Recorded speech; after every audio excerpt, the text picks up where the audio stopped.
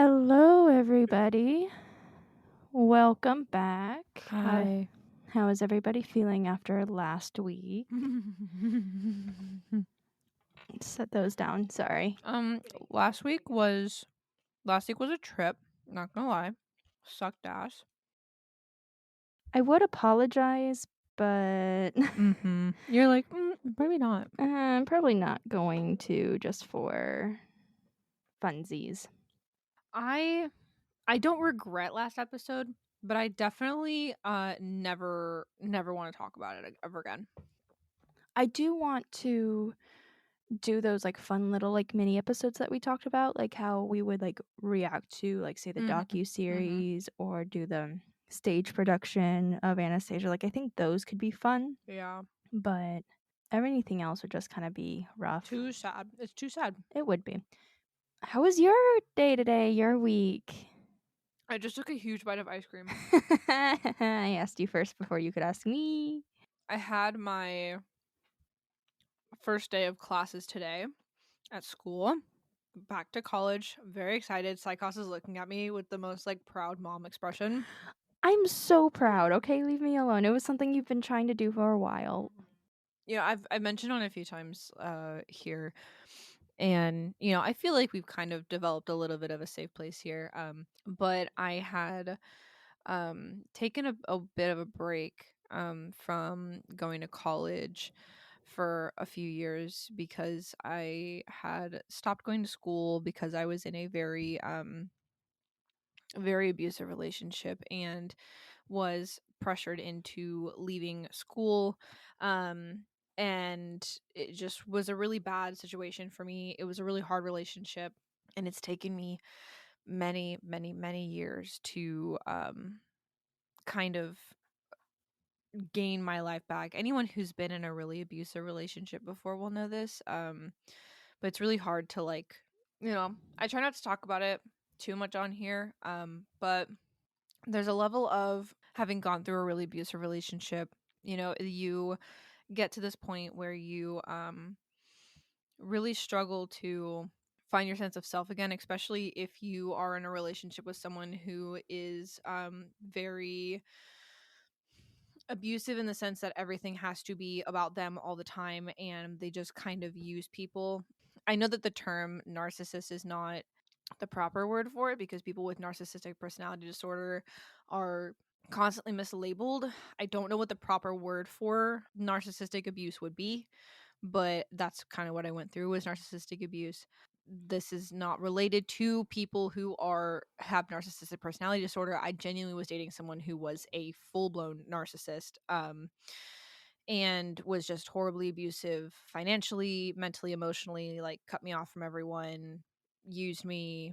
I wasn't allowed to have a personality outside of them, kind of a thing.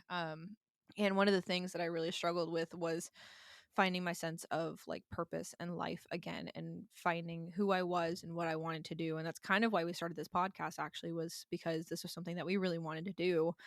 And this was one of those things where I was like, this is something that I wanted that wasn't something that he had been able to kind of take away from me. Like most of my other hobbies, most of the other things I like to do, I had to pretty much completely stop out of like pure terror because he still he has upgraded to my stalker.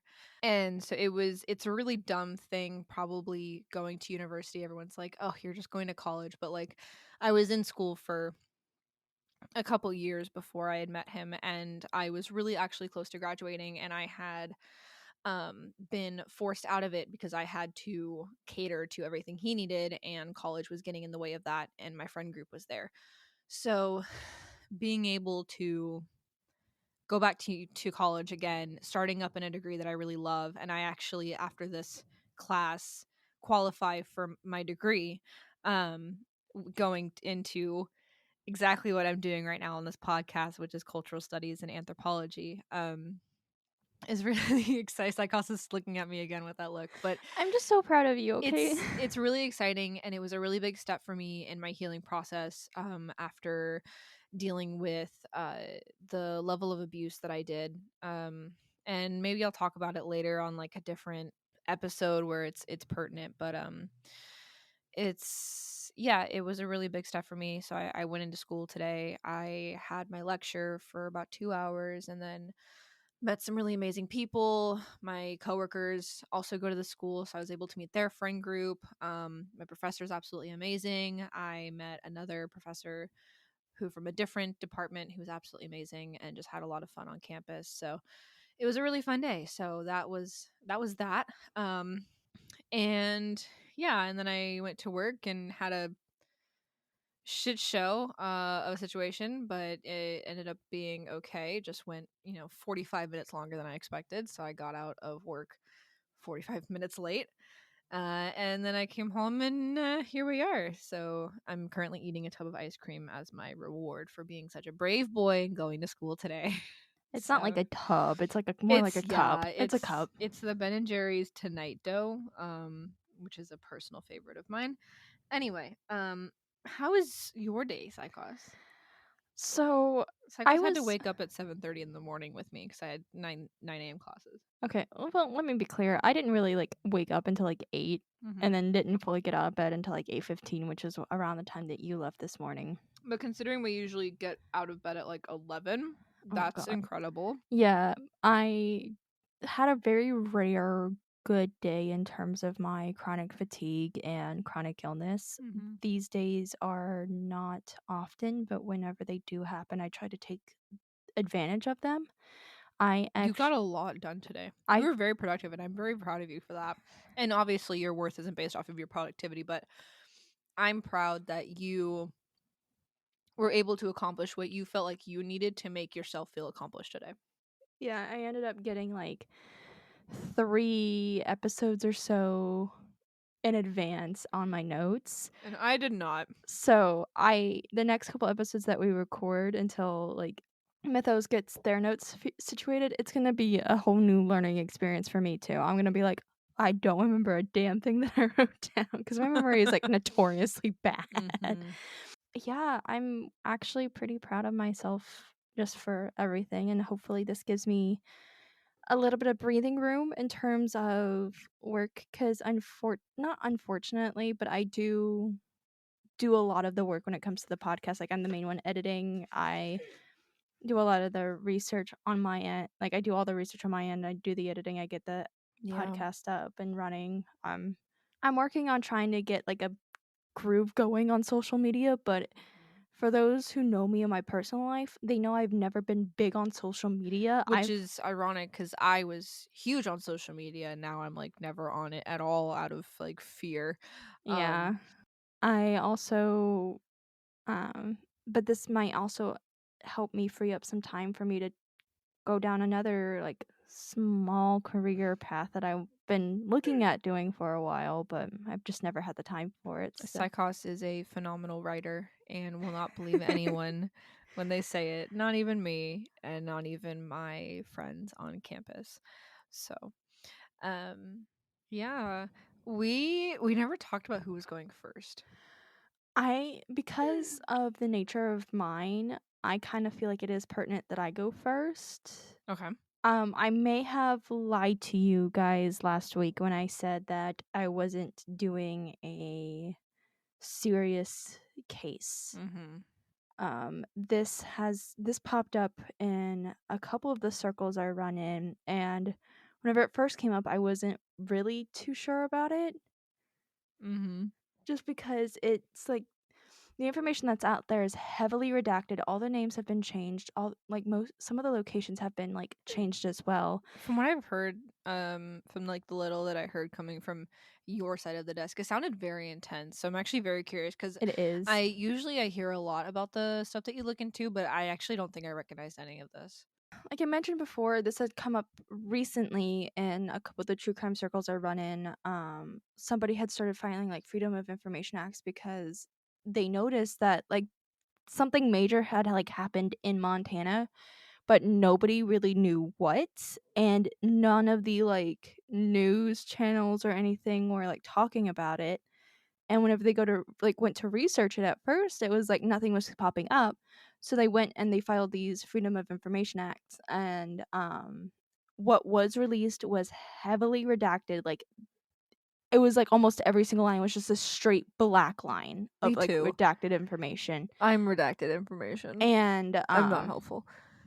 and the names have like all been changed for whatever goddamn reason, especially considering two of these people are still on the run, and given that they're still on the run, that's a little bit concerning to me, which is why I chose to cover this today.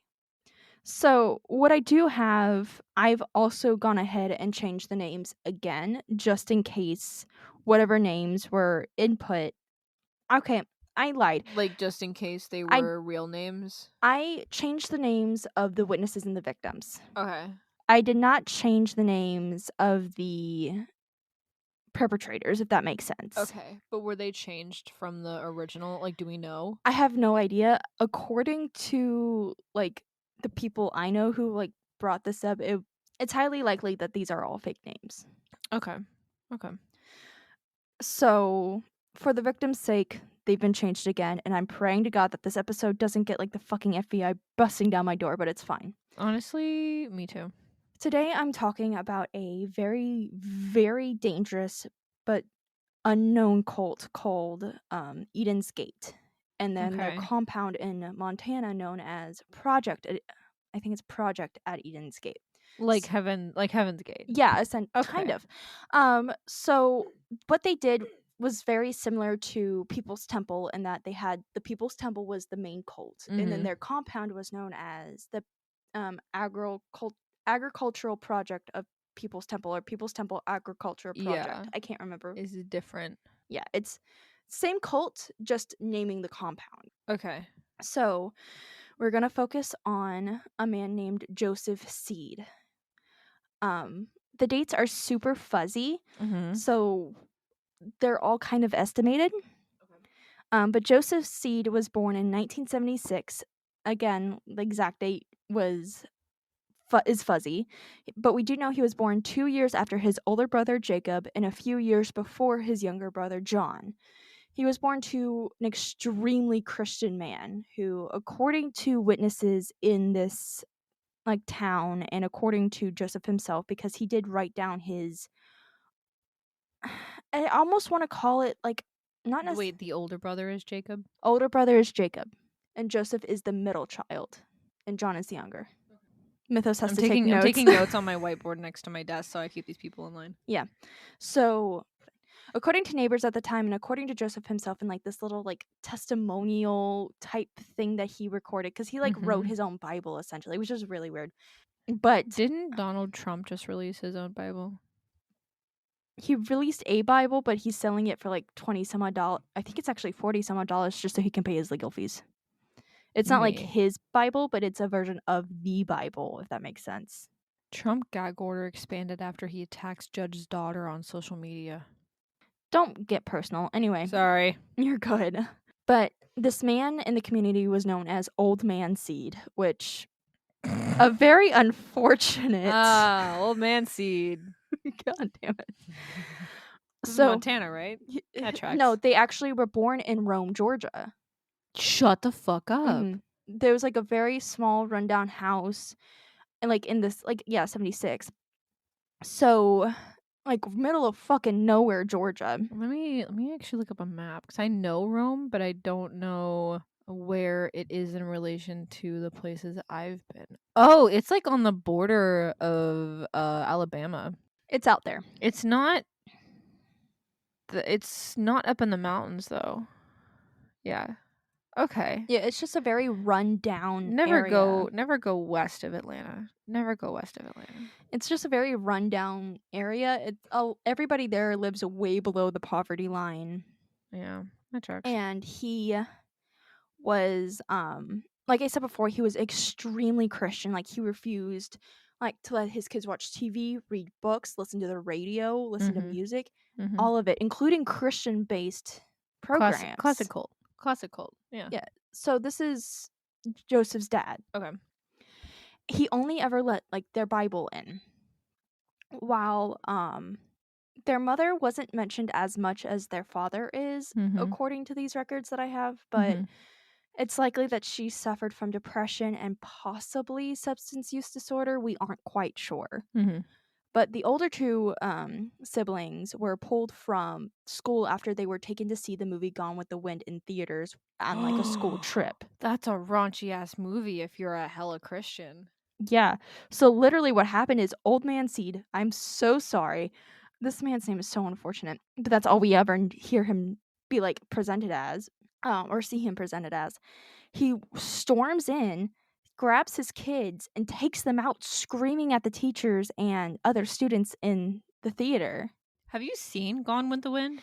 I saw part of it. I didn't see that much of it. It's a I long watched it movie. in history class, and it was one of our, you know how at the very end of school or like right after standardized testing, they're like, we don't have time to learn anything new, so we're just going to watch movies for 2 days straight. Mhm. I watched Gone with the Wind in my history class.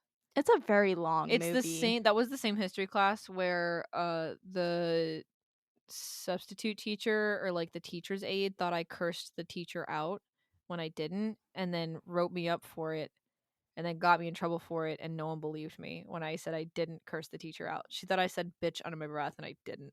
Okay, that's weird. Anyway, Unrelated. unrelated. So Jacob was unfortunately the main target of his father's abuse. Okay. So Jacob's the oldest. Yes. What's the middle child's name? Joseph. Joseph is the leader. But Jacob was the target for the abuse that they kind of all suffered. He was the main target for it though, because as the oldest, he was technically responsible for For his the younger two. siblings. Yeah, Yeah. that tracks. Although when certain things happened and Mm-hmm. certain like they each made their own individual mistakes, Mm-hmm. their father would punish them and beat them for it as well. Yeah.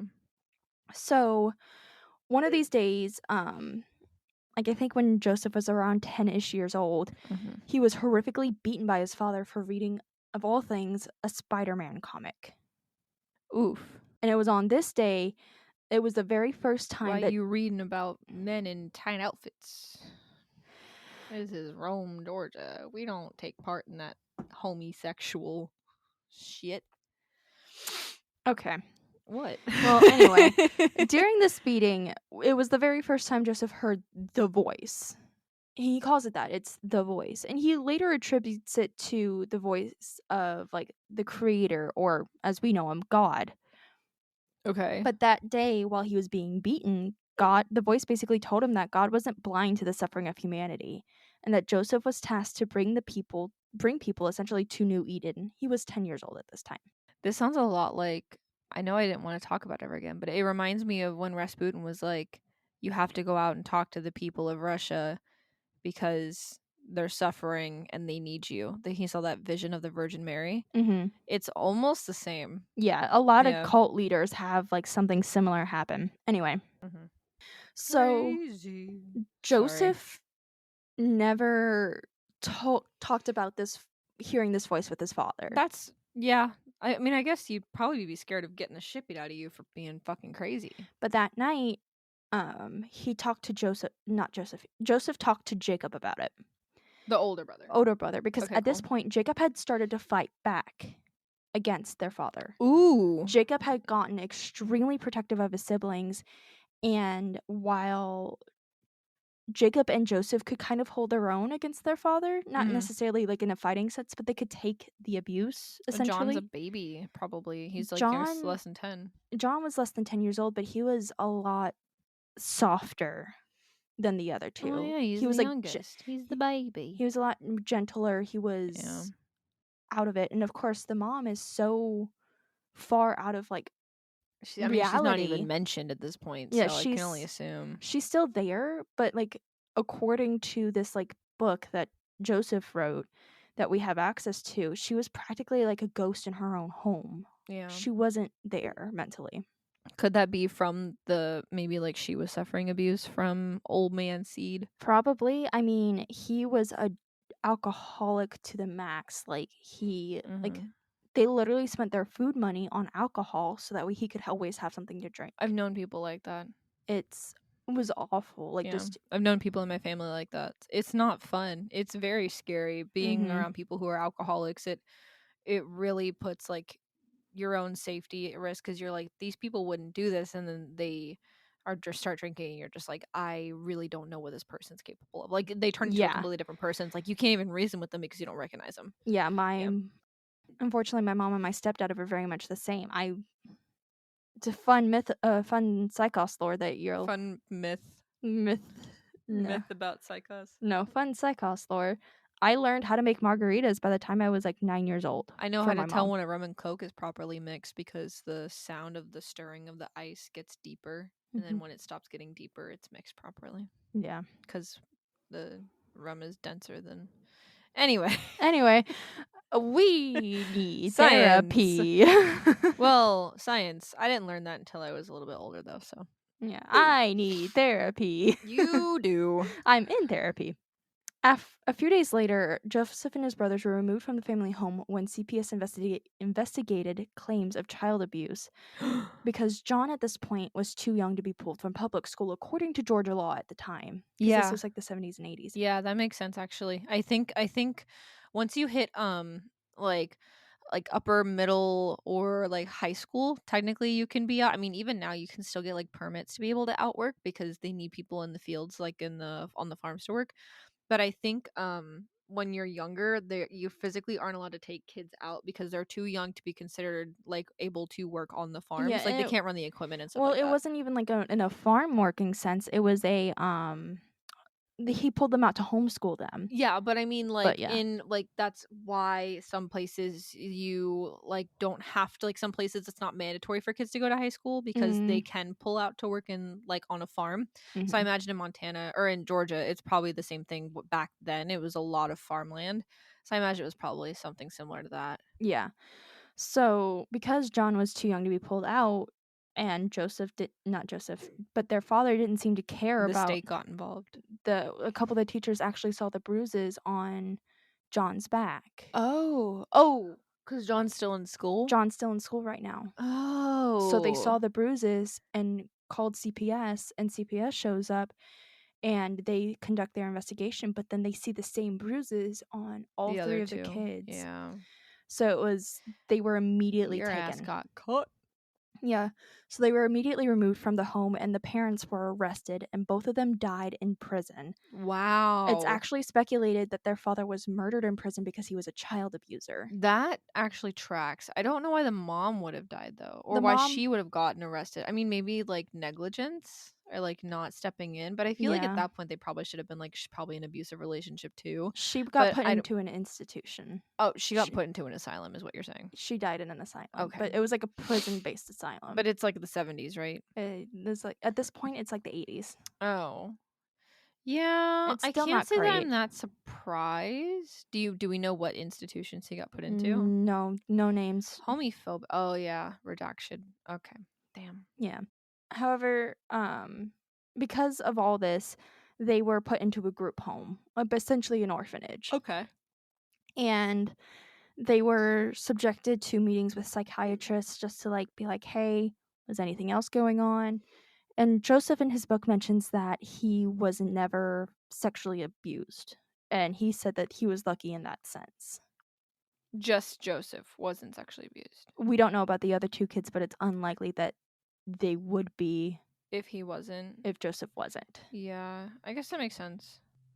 At least as far as he knows. We don't have any record of Jacob or John. Um, we have some of the records there, but we don't have their interviews. Gotcha. But because all of the children were around for every essentially beating, They kind of knew what was going on with each other. yeah, they knew what was happening. Gotcha. Okay. So the psychiatrist that they met with like wrote down in Jacob's file that he had anger issues like in relation to the abuse. Unsurprising, honestly. Unsurprising, but that Joseph actually most likely suffered from early onset schizophrenia, likely triggered by the abuse. Ooh, Hence, is that a trigger for it schizophrenia? can be. Early onset schizophrenia can manifest as young as like 4 or 5. Like, do you remember the You're gonna hate this. Do you remember the Slenderman killings? The Why must you bring creepypasta into my life again? No, that girl. Oh, right. She did have it. Her Yeah. mom had it too, though. No, her father had it Her too. father had it. Yeah. I was gonna say one of her parents had it. No, I was saying like can abuse like that trigger It schizophrenia? it can. We don't the brain is very I don't enough do brain science. the brain is very weird. It's likely that he already had the like it was probably something that he would have developed later on in life because um schizophrenia actually doesn't present itself in males, I don't believe, until like their early 20s. Really? Yeah, It presents sooner in women? it presents sooner in women. Wow. It can present sooner in cases of like extreme stress or trauma like here, but it's not often. Okay. Interesting. Yeah. So the psychiatrist literally told him not to speak of the voice to anybody because it was Like because it would like promote it. it would be not necessarily, it would probably be a hindrance to him gaining support in another family. What a shitty psychiatrist. It was the 80s. Yeah, fair point. So the three brothers were adopted by a couple like a few months later. And like this I mean, like it probably helped that they were so young. the social worker literally was like, "Hey, call them mom and dad. Everything will be fine. It'll be great." So like they think that they're Man, going fuck social workers. yeah, they think that they're going into something that is perfect, that is going to help them. I assume based off of you saying that it is not. It is most certainly not. The three brothers were actually adopted by a couple who owned a farm, and these people didn't want children. They Then why wanted the fuck? Oh, they wanted workers for the they farm. wanted workers for the farm. God fucking damn it. They literally were only fed the bare minimum just so that way they could keep working. They slept out in the barn, not in the main house. They weren't allowed to step foot in the main house. They worked back-breaking labor, And they're awful like hours. still They're still like kids, children. yeah. Like these are children. Like they were able to go back to school, but any time that they weren't at school, They were working. they were working. God damn it. Yeah. These kids cannot catch a fucking break. No. So one night, we don't know how long they were adopted for, but one night Jacob woke up his brothers and led them outside of the barn. As he goes, he's literally pouring gasoline all over the barn. Jacob's the one doing this. Jacob's the oldest. Yeah. Okay. So he's pouring gasoline all over the barn and he sets it on fire. Whenever But no one's in the barn, right? It's just a barn. Yeah, it's just a barn. Okay. So whenever their adoptive parents run out to see what's going on, he then takes the butt of an axe and beats the adoptive father to death. Oh shit! While the barn is like burning down, he starts setting fire to the other buildings on the farm. So the farm is like all of it is essentially burning to the ground. Yeah. Jesus Christ, dude. The adoptive mother ends up calling 911 and Jacob is arrested that night. For arson, I assume. For arson and murder. But he's still a minor at this point in time, and he's very, very young, too. Oh, does he get, I mean, I feel like if they knew what the kids were going through, they probably wouldn't have given them such, like, if they wouldn't probably give them like an intense charge. But I mean, if they're still kids, are they charged as in like juvenile court? Yeah, just because we don't know what really happened to Jacob. Okay. Like what I'm reading from now is Joseph's own account, and at this point in time, Joseph and John lose contact with Jacob after this night. So the oldest kid is out of the picture. We don't hear from him ever again. He's out of the picture for now. Oh, okay. He comes back.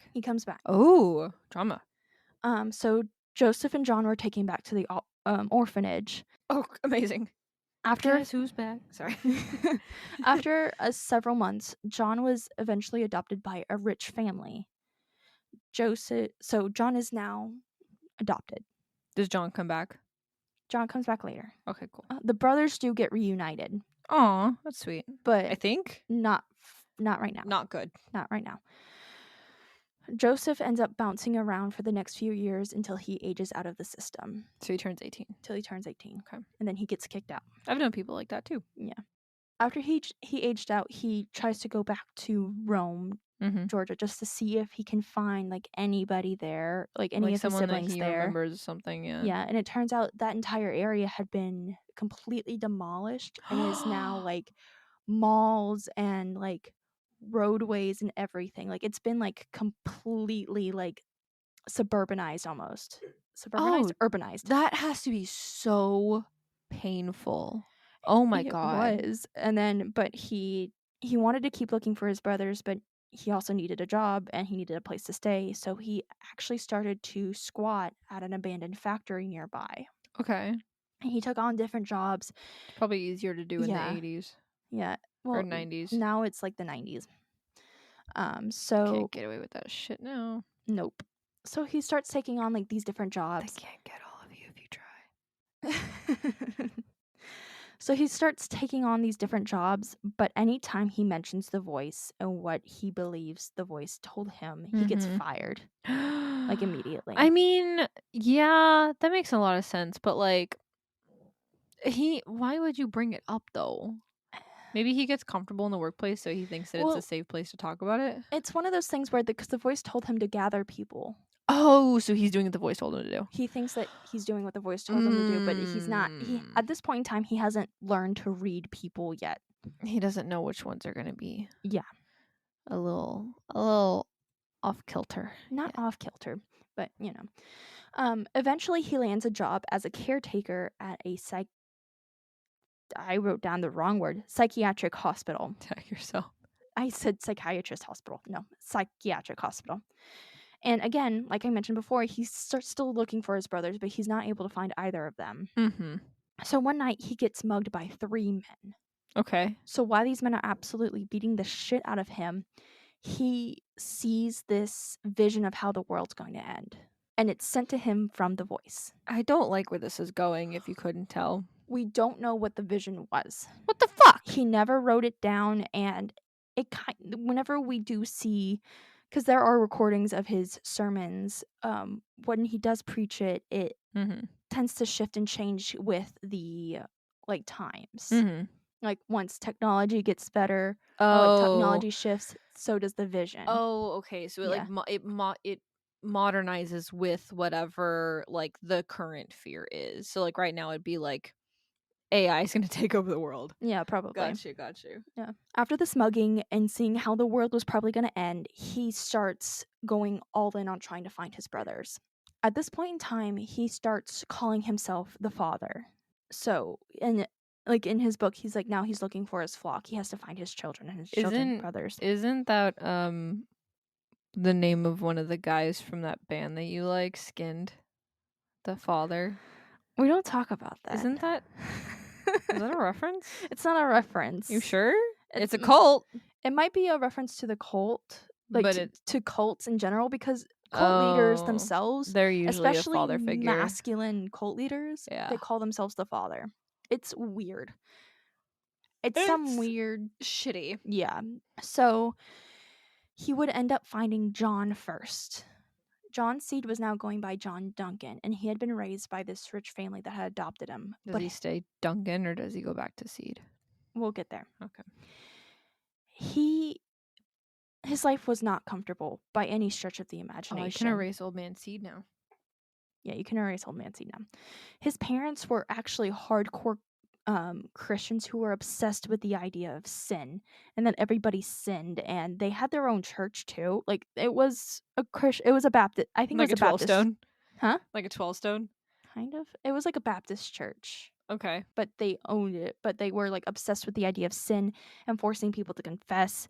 So sounds pretty Catholic to me. Yeah. But John's entire childhood was essentially one long exorcism, was how it would be like later described. He would be beaten constantly.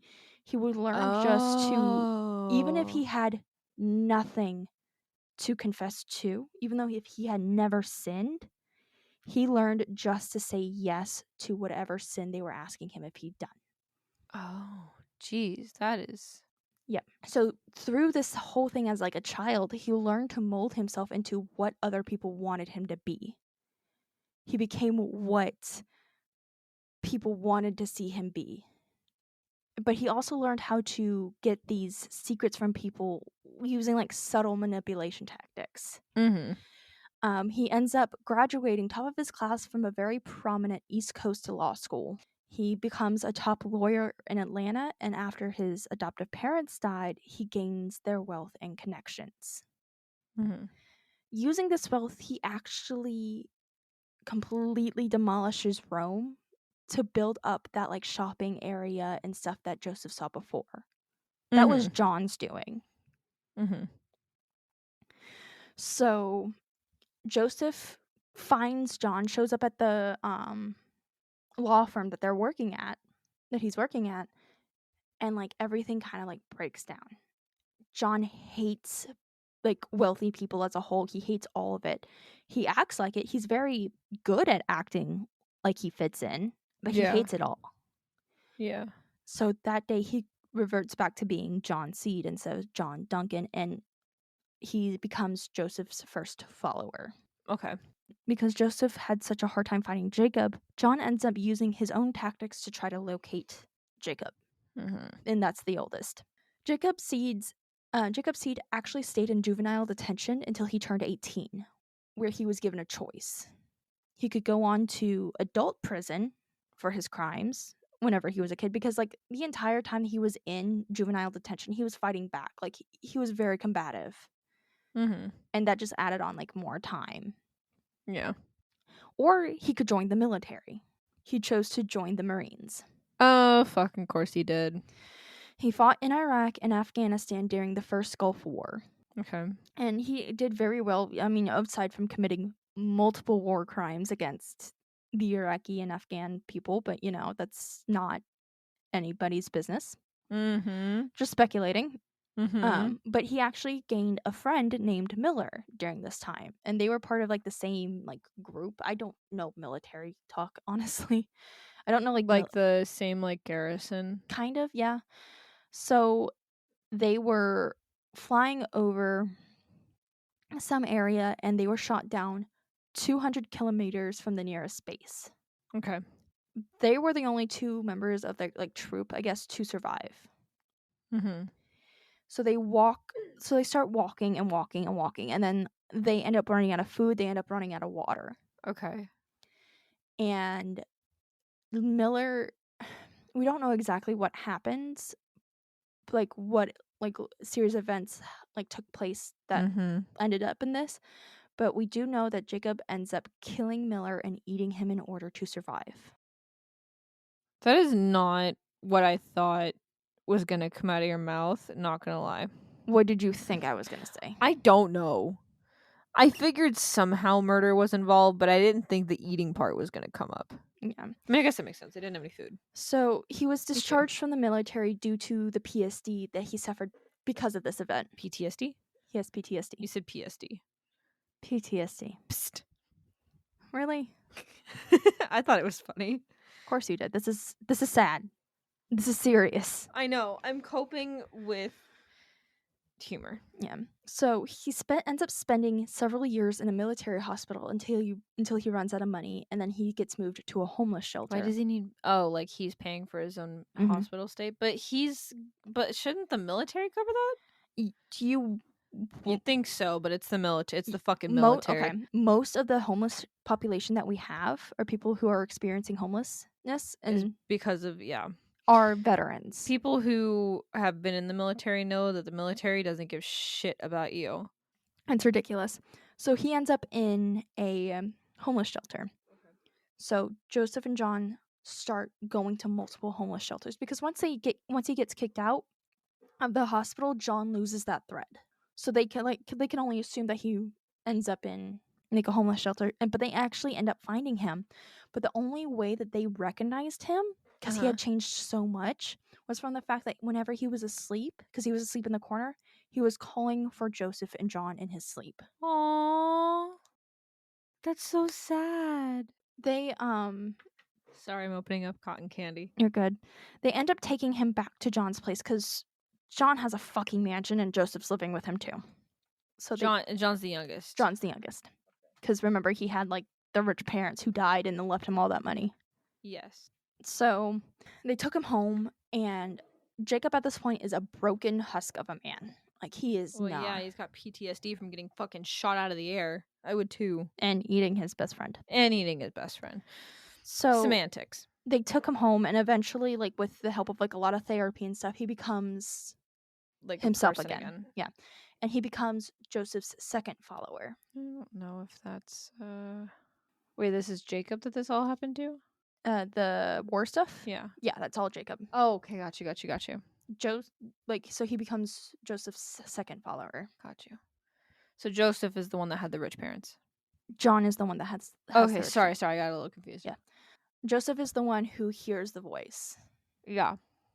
He was So the one squatting at the factory. yeah. But he's moved in with John. Mm-hmm. So they decide to create a church in an old slaughterhouse on the edge of town, calling it Eden's Gate. Here, they attracted many people disillusioned with life and who were marginalized. Nothing, go ahead. What'd you say?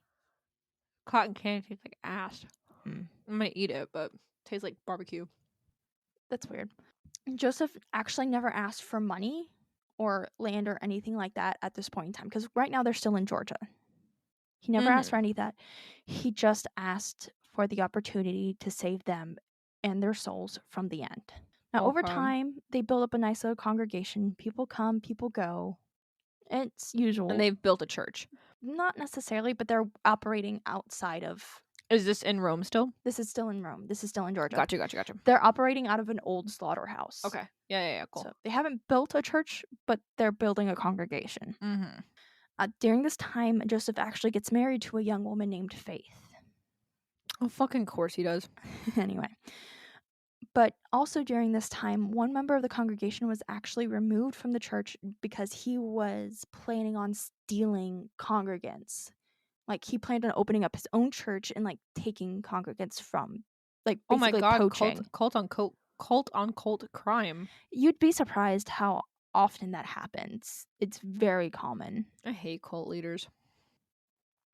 I mean, Jim Jones did it all the time. Like, he actively stole congregants from black churches whenever he was in, like, California. Yeah. I mean, you might as well prey on people that already have such a strong faith, you know? Yeah. It's awful. Yeah. But this member of the congregation was removed from the church because he was planning on, like, essentially, like, lying about Joseph and his brothers to lure people away. Mm-hmm. So he was being like, oh, he's a liar, but I'm telling the truth. You should come over here. Yeah, so he was essentially kicked out. Unfortunately, this man later goes missing. Are you okay? This has popping candy in it. Okay. So anyway, the man who they removed from the congregation later goes missing. And he is never found. El Doobie don't. I'm sorry.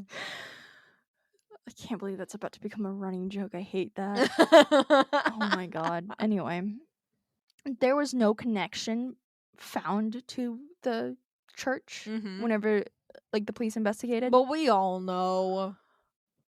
Actually, Joseph denies having anything to do with this, and you find out, like, later he has no problem to admitting to things that he has done. Like, and he does a lot, but he vehemently, like, denies this. Like, he refuses, like, this is not something that he's done. So the community around them still assumed that Eden's Gate still had something to do with it, even though investigation proved no connection. It's probably something So he else. just, like, straight up went missing. Yeah, he just straight up went missing. Okay, they never found his body. Never found his body. What the fuck? So the community, like, obviously still thinks he has something to do with it. Yeah, obviously. So Joseph decides to take this opportunity to move his congregation, isolate them. Like Jonestown. Exactly. So John helps locate the perfect place. Again, this is not the... Isn't this, like, right after Jonestown? No. Right now we're in, like, the early 2000s. This takes place very recently. Yeah, this is after Jonestown, This is after Jonestown. But, like... Jonestown was in, like, the 70s or 80s, right? It was 78. Hmm. So, but isolating congregations is not new. Like, that is something that a lot of cult leaders do. I just think it's weird that, like, cults like that could exist so close to when Jonestown was, and, like, it didn't raise any flags for anyone. I mean, whenever I go over Waco, because I'm planning on going over Waco, you see how badly the Jonestown incident scarred them. because they went from the government goes from having no inclination of doing anything involving Jonestown. Like, they don't care.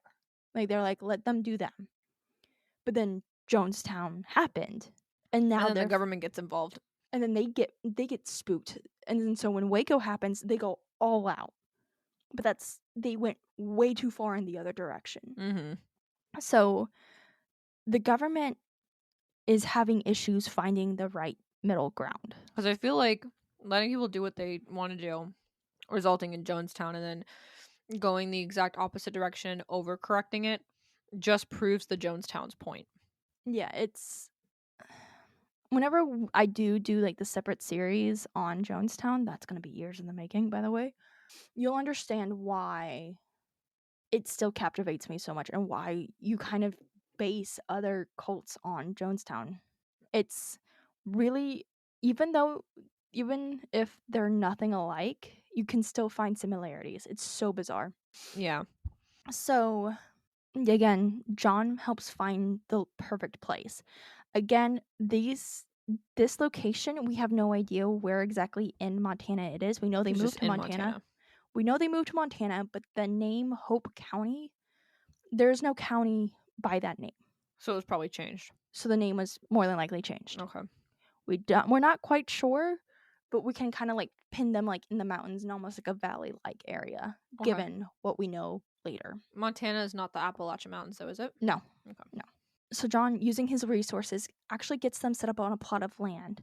And once there, people from the community actually start joining and donating their land, as well as like from the cult. They donate their land and their farm animals and their like everything to the cult. Like the people who join from Hope County. Oh, okay. Yeah. But then you also have John buying up other parts of land. Like it's their membership actually goes from a few dozen to several hundred. Jesus Christ. Like in a very short amount of time. I think they moved there in around like 2015 actually. Oh wow, this is like recent. This is recent. Holy shit. Yeah. So I think they moved in like around 2014 to 2015. Dude, you understand why this is like... Yeah. Jesus, 2015? Yeah. Holy shit. So once once they get there, that's when they decide to name the community Project at Eden's Gate. Because now you have like a fucking Why are people compound. so obsessed with... What does Eden mean? Eden is the Garden of Eden. But who's Eden? That's not... There is no person named Eden. So what does Eden mean? It's the Garden of Eden. The Garden of Eden is paradise. That is where... Yeah, but it's like the Garden of Hope or the Garden of Faith. Like what does the name Eden mean? Like, is it just the name? It's just the name because it's the very first place where Adam and Eve were. Eden was where like Adam and Eve were first created. It was what humanity was supposed to live in before they sinned. Eden is the Hebrew word that means paradise, delight, or pleasure. That's what I was trying to get at. What did the word Eden mean to why people kept saying this? Okay, so it means paradise. Yeah, but it's not... They're not using it as the term paradise. They're using it as the original Eden. They're wanting to recreate the original... Like the gate into Eden. Yes. Got you. No, I was wondering I was trying to figure out what the name Eden meant in Hebrew. It means paradise. Okay, got you. I've never looked into this fucking name. I mean, to be fair, neither did I. I just know it was like technically it's paradise. I didn't know what the actual name was. Anyway, so unfortunately, during this time of growth, during this time of growth, tragically, Joseph, Faith, and they now had an infant daughter. They were in a car accident. Faith was killed immediately. The wife? The wife was killed immediately. And while their daughter and Joseph survived, their daughter was placed on life support. Joseph didn't have like hardly any injuries. Oh my god.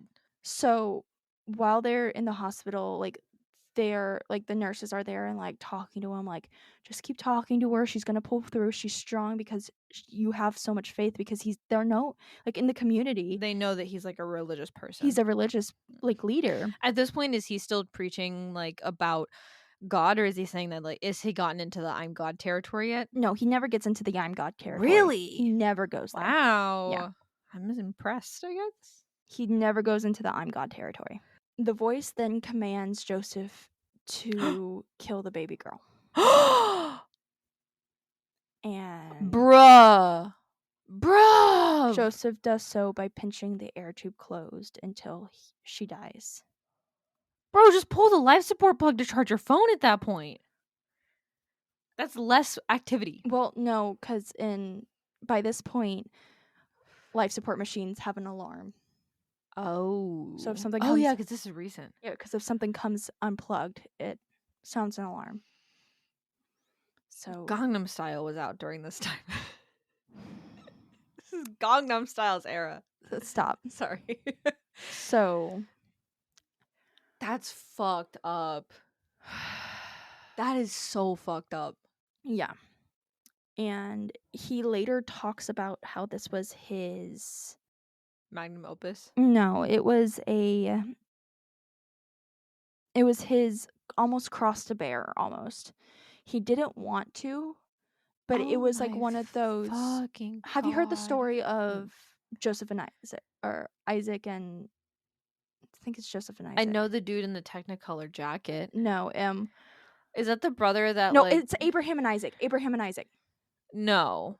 Basically, Abraham is ordered by God to sacrifice his oldest son, Isaac. However, right before he kills him, like literally like moments away from the killing blow, like an angel shows up and stops the whole thing because it was a test of faith. But the voice never stopped Jacob. Not Jacob, Joseph. Do you want to try to describe my expression right now to you? It's like this mix of what the fuck? No, it's just what the fuck. There's no mix. I'm hang on. Let me get this straight. There is a where's your Bible? It's on the bookcase. It's on the bookcase, yeah. There's a story in I'm the not religious, by the Bible. way. I just have the Bible. We have a bunch of copies of religious text for research purposes. There is a story in the Bible about a guy who's told by God to kill his son, and he goes to do it. What does he like beat his son almost to death? No, it's the way it's set up is like Isaac is on an altar. Do you want to describe this face too? No, I'm good. I'm sorry. I wish we could have video episodes because that face was. But I think he takes like a farm tool. It's been years since I've heard the story, by the way. It's been years. I'm so sorry. I need to look this up. Hang on. We're derailing for a second. Was it Abraham and what? Abraham and Isaac. I think it's like a club or something. I don't remember. There's art. Like people have like recreated this. Judging by the look on your face, you're watching it or you see it. Would you like to describe for the class what you're seeing? God instructs Abraham to take Isaac, the heir to God's promise, and sacrifice him. Abraham obeys, binding Isaac to an altar, but God intervenes and provides a ram to offer instead. After, God reinforces his covenant with Abraham. Yeah. After waiting 25 years for his promised son, Abraham was told by God, take your son, your only son Isaac, whom you love, and go to the region of Moriah Carey. No. Sacrifice him there as a burnt offering in one of the mountains I will tell you about. Abraham obeyed and took Isaac, 2 servants, and a donkey, tag yourself, set off on the 50-mile journey, then arrived at God's chosen location, Dollywood. Abraham ordered the servant to wait with the donkey while he and Isaac went up the mountain. He told the men, we will worship, and then we will come back to you. Isaac asked his father where the lamb was for the sacrifice, and Abraham answered that the Lord would provide the lamb. Saddened and confused, Abraham bound Isaac with rope and placed him on the stone altar. Just as Abraham raised a knife to slay his son, the angel of the Lord called out to Abraham to stop and not harm the boy. The angel said he knew that Abraham feared the Lord because he had not withheld his only son. When Abraham looked up, he saw a ram caught in a thicket by its horn. He sacrificed the animal provided by God instead of his son. Then the angel of the Lord called to Abraham and said, I swear by myself, declares the Lord, that because you have done this, and have not withheld your son, your only son, I will surely bless you and make your descendants as numerous as the stars in the sky and as the sand on the shore. Your descendants will take possession of the cities of their enemies, and through the offspring all nations on earth will be blessed because you have obeyed me. Yep. What in the White Knight? This is what I grew up with, by the way. That's a cult. Yeah, we've established That's that. a cult. No, like, I like to joke about it, but like forcing someone to almost kill their son and being like, aha, JK, it was a test of faith. Isn't that white knighting? Isn't that what that thing is? When like the what is it when he would make people think that they were drinking poison and they weren't? Isn't that called white knight? It's White Knight, but it's not White What the Knight fuck? was the test of fate. Was not necessarily the test of faith. It was basically the suicide run practices. This is white knighting. What the fuck? Okay, we're Where getting, do you get a good out of that? It's the idea that you have so much faith in God that you're willing to do anything and trust that He knows what's best, even if you don't. We were taught that in like Sunday school. Do you understand why I am the way that I am now? What the? How do you? That's not even the worst one. How do you read that and be like, yeah, this tracks? No. Cognitive dissonance. What the what? Like, genuinely, I'm not joking right now. What the actual fuck? Ask someone who is not Christian, has never been Christian, and does not understand the Christian faith. What the fuck? That is so beyond fucked up that I really can't look someone in the face seriously if they sit here and tell me that there is a good moral story in that. That is fucked up. That's a cult. That is a cult leader. That is a cult leader. Wow, that is fucked up. Whoa, shit, dude. That's fucked up. That's so fucked up. Dude. 25 years to wait for your kid and you're just like, yeah, sure, whatever you say, God. Dude. This is what I grew up with. So fucked. There are up. worse stories than that. Bruh. Total commitment and obedience to the Lord. That's a cult. That's a cult. Well, bullshit. This incident foreshadows God's sacrifice of his only son, Jesus Christ. Oh, shut the fuck up. Shut the fuck up. Shut the fuck up. That's like a starfish being like, yeah, I'll sacrifice my arm for you. I don't know if anyone's going to get that joke. We have to get back on track. Bro, what the fuck? But what the fuck? But essentially, that's what. Christians, are you okay? Obviously not. Jesus Christ. Sorry? What the fuck? But no, this is what Joseph. What is wrong with Christians? I don't know. Oh my god. But essentially, I'm sorry. I can't get over this. So this is what was told to him to do. He was told to sacrifice his child, like Abraham was willing to sacrifice Isaac. But nobody. I think I understand family annihilators now. No. No? No, I'm not saying I understand them. I think I see a connection. I connected the dots. You haven't connected shit. I've connected the dots. Trust me, you haven't connected shit. Anyway, so after this, Joseph kind of changes. A number of young women are brought in, given the name Faith as like a moniker, and then those women then go missing. We aren't sure when Rachel Jessup joins the cult. We know that she was 17 when she first joined. Rachel Jessup was the latest person to be given the name Faith. She becomes Faith Seed and becomes an adoptive sister to the other three. When she joined, though, she was she was at the height of her substance use disorder, and she brought a friend with her. We only know him as the chemist, but he was genuinely he was an actual chemist. He wasn't a drug dealer or a drug maker. Okay. That's good, I guess. He was an actual chemist. But she was actually born to an extremely wealthy family located in Hope County, or what we know as Hope County. Okay. So when she joined, she actually took the resources with her and gave them to the cult. Okay. Because essentially what happened was he saved her from her addiction, essentially. Okay. She became sober because in this cult, sex wasn't allowed, drugs and alcohol weren't allowed, Okay. most technology wasn't allowed. Okay. So it was very weird. Yeah, no shit. The compound was split up between the 4 siblings. Joseph ran the innermost portion of the land where the services were held, and that was kind of like the base of operations. John becomes the Baptist and the Inquisitor. Those are the names that he became known by.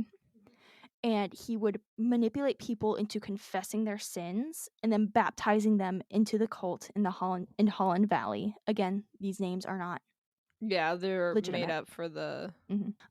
Jacob took control of the Whitetail Mountains nearby, and he started training cult members to become soldiers that would protect the cult. And at this point in time, the cult has a shitload of guns and weapons and all of it.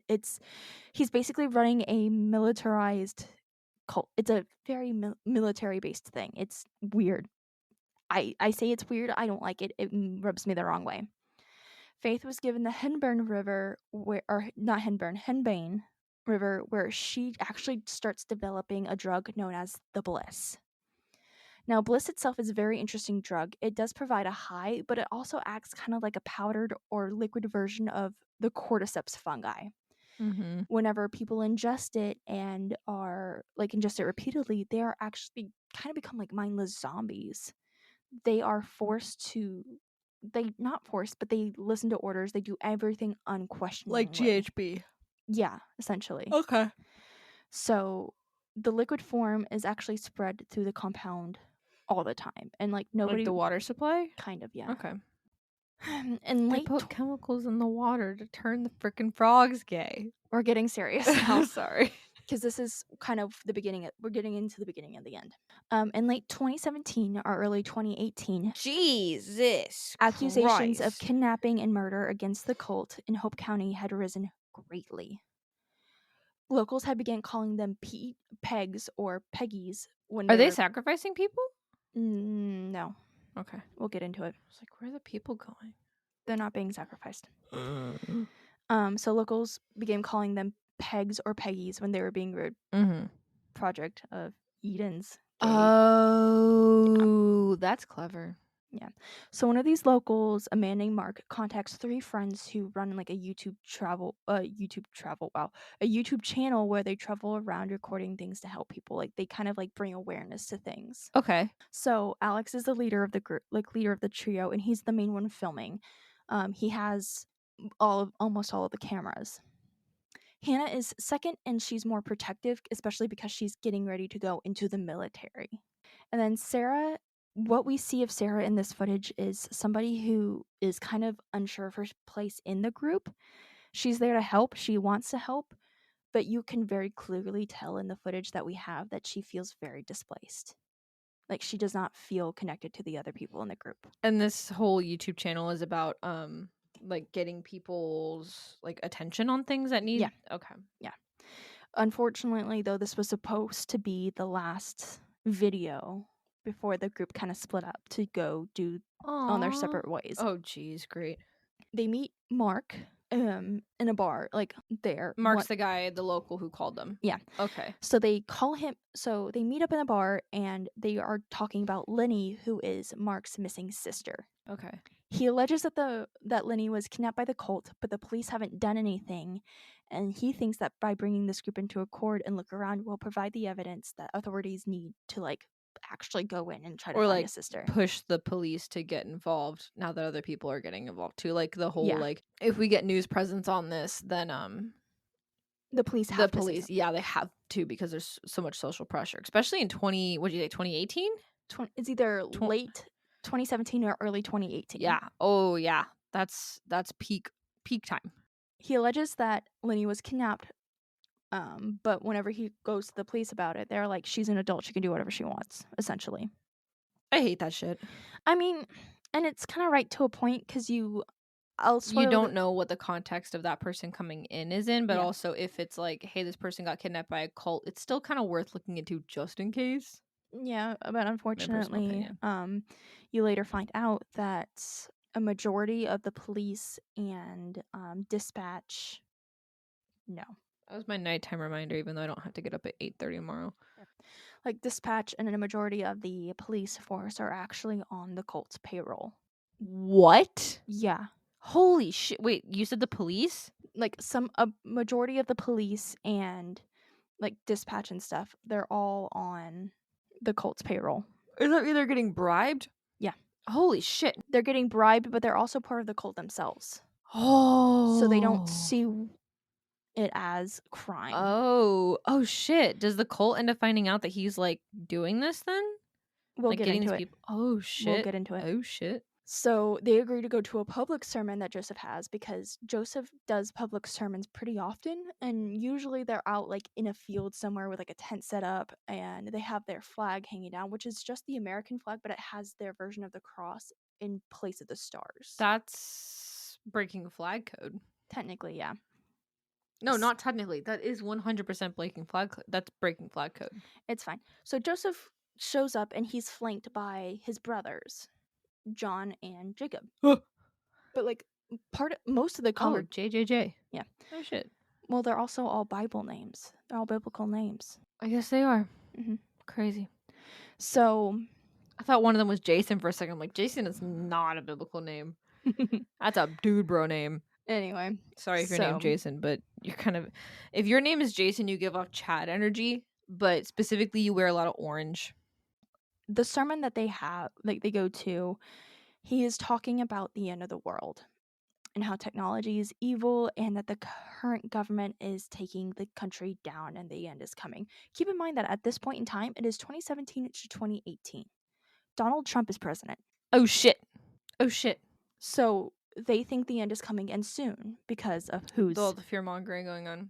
because of who's fucking president. Shocker. Because this is pretty standard to his usual, he does like his more private sermons from what we see are usually a lot more hardcore about the end coming, but because this is a more public one, he invites people that he does not recognize to join them. So he's like being a little gentler with the sermon. Mm-hmm. He's being gentler. He's offering people a place where they can be themselves, a place where people can have a home. Mm-hmm. In the footage, though, you see Sarah kind of perk up at that. Oh no. Because Alex is planning on going on a you find this out early on in the video, but Alex is planning on going on a vacation that will take him around Europe, and it's like a solo backpacking thing. Hannah's planning on joining the Marines. Oh, so Sarah literally doesn't know what she's gonna do at the end of this. Mm-hmm. Sarah has no idea. Is she like a part of this group for a while? She's been part of the friend group, yeah. Oh, but she's just like the one that doesn't really know what to do. Yeah. Gotcha. He invites people to join them to find a safe haven in their quote New Eden. The four also see Linny, Mark's sister, and Mark immediately wants to take her away. Like, just grab her and go. But you can't do that. No. Because Alex also notices that everybody who is part of the cult has a weapon on them. Like a gun of some kind. Oh shit. Everybody's packing heat. Everyone's packing heat. So instead, they decide to follow the cult members back to the compound, where they witness John literally taking a woman who is screaming and begging to like stop, let her go, let her go. They take her, she's forced underwater in the river, and then when she comes back up, she is completely docile. It was like a flip had been switched. Is the water poisoned? Not poisoned, but it's like that chemical whatever in there? Yeah, just before she had been baptized, two of John's like helpers had dumped like buckets and buckets of bliss into the river. Oh shit. And he so by forcibly baptizing her in it, it kind of drugs her, makes her more docile. I feel like the water would kind of dilute it a little bit. It's a flowing river. It's like the shallow part of the river, like almost like an inlet. Oh, okay, gotcha. Yeah. So the water doesn't move too quickly there. Mm-hmm. Jacob finds them recording what's going on. He takes everything, he takes the camera and destroys it.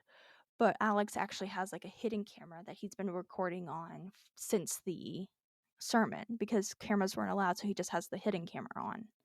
So he still has that camera on, which is where we get the rest of the footage. Mhm. They get captured and taken to Joseph, who brings Faith out to like look over them, kind of like to judge where they should go, like where each person should go and Mhm. whether or not they'd be like willing to like join or not. Yeah. She takes Sarah inside of Joseph's house while everybody else gets like gets sent with Jacob. It's very midsummer. Very. Sarah is then like meeting with Joseph. Mhm. And Joseph like kind of gets down on her level. Like it's Joseph, Sarah, and Faith. Mhm. And they're all talking. Mhm. And Joseph kind of gets down on her level and like admits that there are days where he feels absolutely lonely, but since he started this, since now he has a family, he doesn't feel as lonely Oh anymore. my god. And she agrees to join. Bitch, the fuck? I mean, think about I it. mean, it makes sense, but She- like, bitch, you literally went there to go save this guy's sister, and you like 180'd so fast. It's not that she 180'd, it was more that he knew which buttons to press. Yeah. Joseph is a very skilled manipulator, but he's also That's our most cult leaders. he's not narcissistic in that same way that a lot of them are. Really? He's very empathetic. And that's like something that like everybody kind of like from what I've seen gets wrong so far, cuz I mean this is still very like new in terms of like there are people who are just now making like episodes about this. Yeah. We got the inside scoop, baby. Yeah, but he's like to me he seems a very empathetic person. He genuinely wants to help people because you can kind of see it in how he doesn't claim deityhood. Yeah. He claims to be a prophet. But like that's a choice. I mean he So don't Mormons? Didn't the Mormon faith start because someone was like, "I'm a prophet"? yeah. But I don't know what that means, but here we go. Prophet is somebody who is given knowledge from God because Joseph hears the voice, which is the voice of God. He would be a prophet. Got you. Yeah. So she becomes one of Faith's quote angels. Somebody who is so under the influence of bliss that she can't even think for herself, and because they're so under this influence of bliss, it reduces them to their base like level. Existence. Yeah. Jesus and Christ. they call them angels because that is somebody who is so pure that they don't need anything else. They don't need to think, they don't need to speak, they don't need to do anything. Bro, that's so fucked up. Yeah, fair enough. So Hannah, Mark, and Alex, who have been taken to Jacob's part of the compound, they end up eventually freeing themselves, but while they're running around trying to like leave, they find loads and loads of guns, cars, airplanes, helicopters, and other weapons. They have gone so far into the military type everything that it is very, very scary. Jesus. They try to run, but Hannah and Mark are recaptured while Alex uploads the footage to YouTube, and the video is titled Help Us. Oh shit. Further investigations reveal that both Alex and Hannah were killed when they refused to join, and Mark's fate is unknown, though it is likely that his sister convinced him to join, as we see in other footage later on. Jesus Christ. Holy shit. So, to answer your question about sacrificing people, they don't sacrifice people. People who refuse to join them, they just get killed. Damn. Yeah. I mean, if they cannot break them down enough to get them to join, if they are off them before they can like go spill. Yeah. Damn. That's aggressive. I mean, obviously, but like that is unnecessary. So this video goes viral, and it catches the attention of the U.S. Marshal Service, who quickly issues a warrant for Joseph Seed's arrest for kidnapping with the intent to do harm. So one of these marshals, the local police sheriff, and 3 of his deputies attend to go with him to arrest Joseph. Mm-hmm. What we know about the next couple of weeks comes from the body cam footage of one of these deputies. Okay. We don't know the name. We don't know the gender. We just know them as either Rook for rookie or deputy, because he was technically they were technically a junior deputy. They were brand new. Oh shit. Imagine this being your first fucking call. Right? Jesus Christ. So once the arresting officers arrived, the cult members followed them to the main church where Joseph Seed was preaching. And at this point, he was preaching Revelations. And whenever they arrived and like his cult like kind of surrounded him, he kind of like calmed them down and was like, we knew this was going to happen. We saw it coming. Sounds very Jonestown to me. So they arrested him despite pleas from Joseph to leave them alone. Yeah. The cult becomes violent, attacking the arresting officers as the helicopter they flew in on, like to the compound because it's like very remote, goes to take off. Several of the cult members jump onto the helicopter to prevent it from going anywhere, and one member, we don't know their name, jumped into the helicopter blades in order to bring it down. Did it work? It did. Holy shit. And the entire time while this is happening, I'm assuming that person got like chopped the fuck up. They died. Ugh. Oh, fuck that, dude. We have video of it. It wasn't fun to watch. Pass. Hard pass. But the entire time while this is happening, you hear Joseph, sort of like an underlay, like everybody's panicking and freaking out, trying to get more help to come in. But you hear Joseph like singing to himself Amazing Grace. Ew. I hate religious people. So the helicopter crashes. Everybody survives. Who was on the helicopter? It was the U.S. Marshal who was there to do the arrest. Deputy? It was 3 deputies and the rookie. It was let me finish. Sorry. So it was Marshal, police sheriff, okay, and 3 of his deputies. Okay. One of the deputies was the rookie, but there's 5. So we watched this from the body cam footage of one of the guys on the helicopter. Yeah, we watched it from whoever the rookie is. The rookie deputy. Okay. Yeah, junior deputy. Newbie.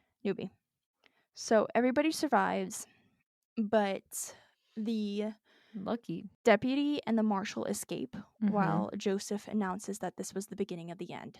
He very publicly announces that the reaping would begin. The reaping involved completely isolating Hope County from the outside world, cutting electricity to the towns surrounding the compound as members of the cult would round people up, force them to convert, or kill them.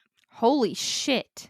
It was a massacre that very first night. The marshal and 2 of the deputies were kidnapped and given to each of Joseph's siblings, while Brooke, the rookie, was saved by a Vietnam War veteran who lived in the area. Oh, shit. Rook would go on to help free each of the towns from the cult's influences, being kidnapped and nearly killed multiple times. Tag yourself. They killed John, the youngest, first, and then saved one of the other deputies in the process. So John's now dead. Okay. I already erased his name, so he's dead to me. Yeah. The second sibling they killed was Faith, who had forced the marshal, while under the influence of bliss, to kill a number of his own men, kidnap the police sheriff who had escaped on his own, and then killed himself. Wait, convinced Rook to do that? No, convinced the marshal. Oh, okay. Because the marshal, initially escaped, but he had been recaptured. Got you. Okay, sorry, I got confused. The police sheriff, escaped on his own somehow. Got you. Yeah. So, Rook, the rookie, then kills Faith, and then in the process destroys the pumps that were pumping bliss into the water supply of the town. It's GHB. It's GHB. It is. It's 100% GHB. They call it. I get they're calling it that because cults don't want to call it drugs. It's GHB. That's 100% GHB. Anyway, I'm telling you, whatever redacted information, incorrect. It's GHB. No, they call it the bliss in Joseph's journal. Oh, it's GHB. It's not. No, they created the drug themselves. Oh, yeah. So it's it has to be a manufactured version of GHB though, because that's what GHB does. Because we learned about it in the Burning Sun scandal. It's a hallucinogenic. But no, it's not even that you notice that something's wrong or that you're missing chunks of time. You just don't notice. Yeah, so it has to be an engineered version of GHB. GHB is somehow involved. It's not GHB. We know from the thing it involves cordyceps. Oh, the fungi. Right. Yeah, it is that. Put that shit back where it came from, or so help me. It's not that one. Wrong cordyceps. Wrong cordyceps. The sheriff had also been kidnapped by... Cordyceps are a fungi. Yeah. Anyway, but not a fun time. No. So the marshal whenever he was under the influence of bliss, he had kidnapped the sheriff again, and then had kidnapped the sheriff, and he locked the sheriff in a room that was being pumped full of the aerosol version of bliss, because it can be a powder, it can be a liquid, it can be a gas. They did something weird with that. Tag yourself. The sheriff was going to kill himself, had the deputy not helped. Mm-hmm. The deputy then goes after Jacob, and this is where things start to get worse. It gets worse. Jacob kidnaps him repeatedly, subjecting them to brutal brainwashing techniques, essentially turning them into a sleeper agent of sorts. When certain songs, what would your sleeper agent word be? I have no idea. When certain songs play, though, and we don't know the song because the audio is too distorted, but when the song is played, the deputy will turn against the townspeople, and it actually ends up killing one of the major leaders of the townspeople. Because the townspeople at this point were trying to fight back against the cult. Yeah, who literally just invaded their fucking town and took over. Yeah, they kill one of the major leaders of the resistance. Yeah. They call them I'm calling it the resistance. Like Star Wars. Got you. Rook then shoots Jacob. Okay. Fatally injuring him before stealing Jacob's dog tags. I think my sleeper agent word would be pistachio. Probably. I hate pistachio. You see him kind of talk to him, and all the siblings talk to the deputy, but Jacob's in particular kind of stuck with me because he was talking about how every empire falls. Yeah, 250 years, baby. Yeah, and he was looking at the deputy, look at who's in charge right now. Are you telling me that that's not going to be the trigger for America to collapse? Joseph's right. Joseph's not crazy. Yeah. Jeez. The deputy seems to regain control of themselves and goes after Joseph again. So the townspeople actually helped them arrest Joseph, who had completely broken down after losing all three of his siblings. Feel the revolution. He has completely lost it. Bet. However, while in the car with Joseph and the other deputies and the sheriff, the song that Jacob used to condition Rook begins to play in the car. How? Just by coincidence? They turned on the radio and that was the song that was playing. Bruh, that had to have been intentional somehow. Rook then kills everybody in the car except for Joseph, who then disposes of the body cam that the rookie was wearing before escaping. They have not been seen since, and given that Joseph still has many supporters even after his arrest, they could be anywhere in the country. Bro, that's fucking terrifying. Or there's an alternative ending to this. It was just a dream. No. Actually, Joseph was fucking right. And then a bomb fucking landed in Hope County whenever they were trying, a nuclear bomb landed in Hope County when they were trying to arrest him. So the end of the world happened. Joseph was right. Really? April Fools. That's amazing. I love that. Is that actually how it ends? So what I initially described to you as they could be anywhere in the country is one of the ways the video game Far Cry 5 could have ended. The nuclear bomb was the canonical ending to the video game. But you could changes depending on what you play. It depends on what you choose. Bro, yeah. That's cool. I know nothing about Far Cry, so that's cool. I have learned too much. Nuclear bombs involved? What is Far Cry? I only know Fallout. Far Cry is just I don't know. It's alternative history video games. It's fun. Not the movie. So Far Cry 5? I'm sorry for fooling you. Bro, that's crazy. What I basically described to you was the plot of Far Cry 5. Yeah. Anyone who knows Far Cry is probably bashing their head against a wall motherfucker. No, so I wanted to do something fun for April Fools, or for the first episode after. That's also why I wasn't so gagged. You were that's why I was like you kept laughing and I was like, you're gonna make me break. That's why I was not so sympathetic. So I'm like, I knew it was a video game.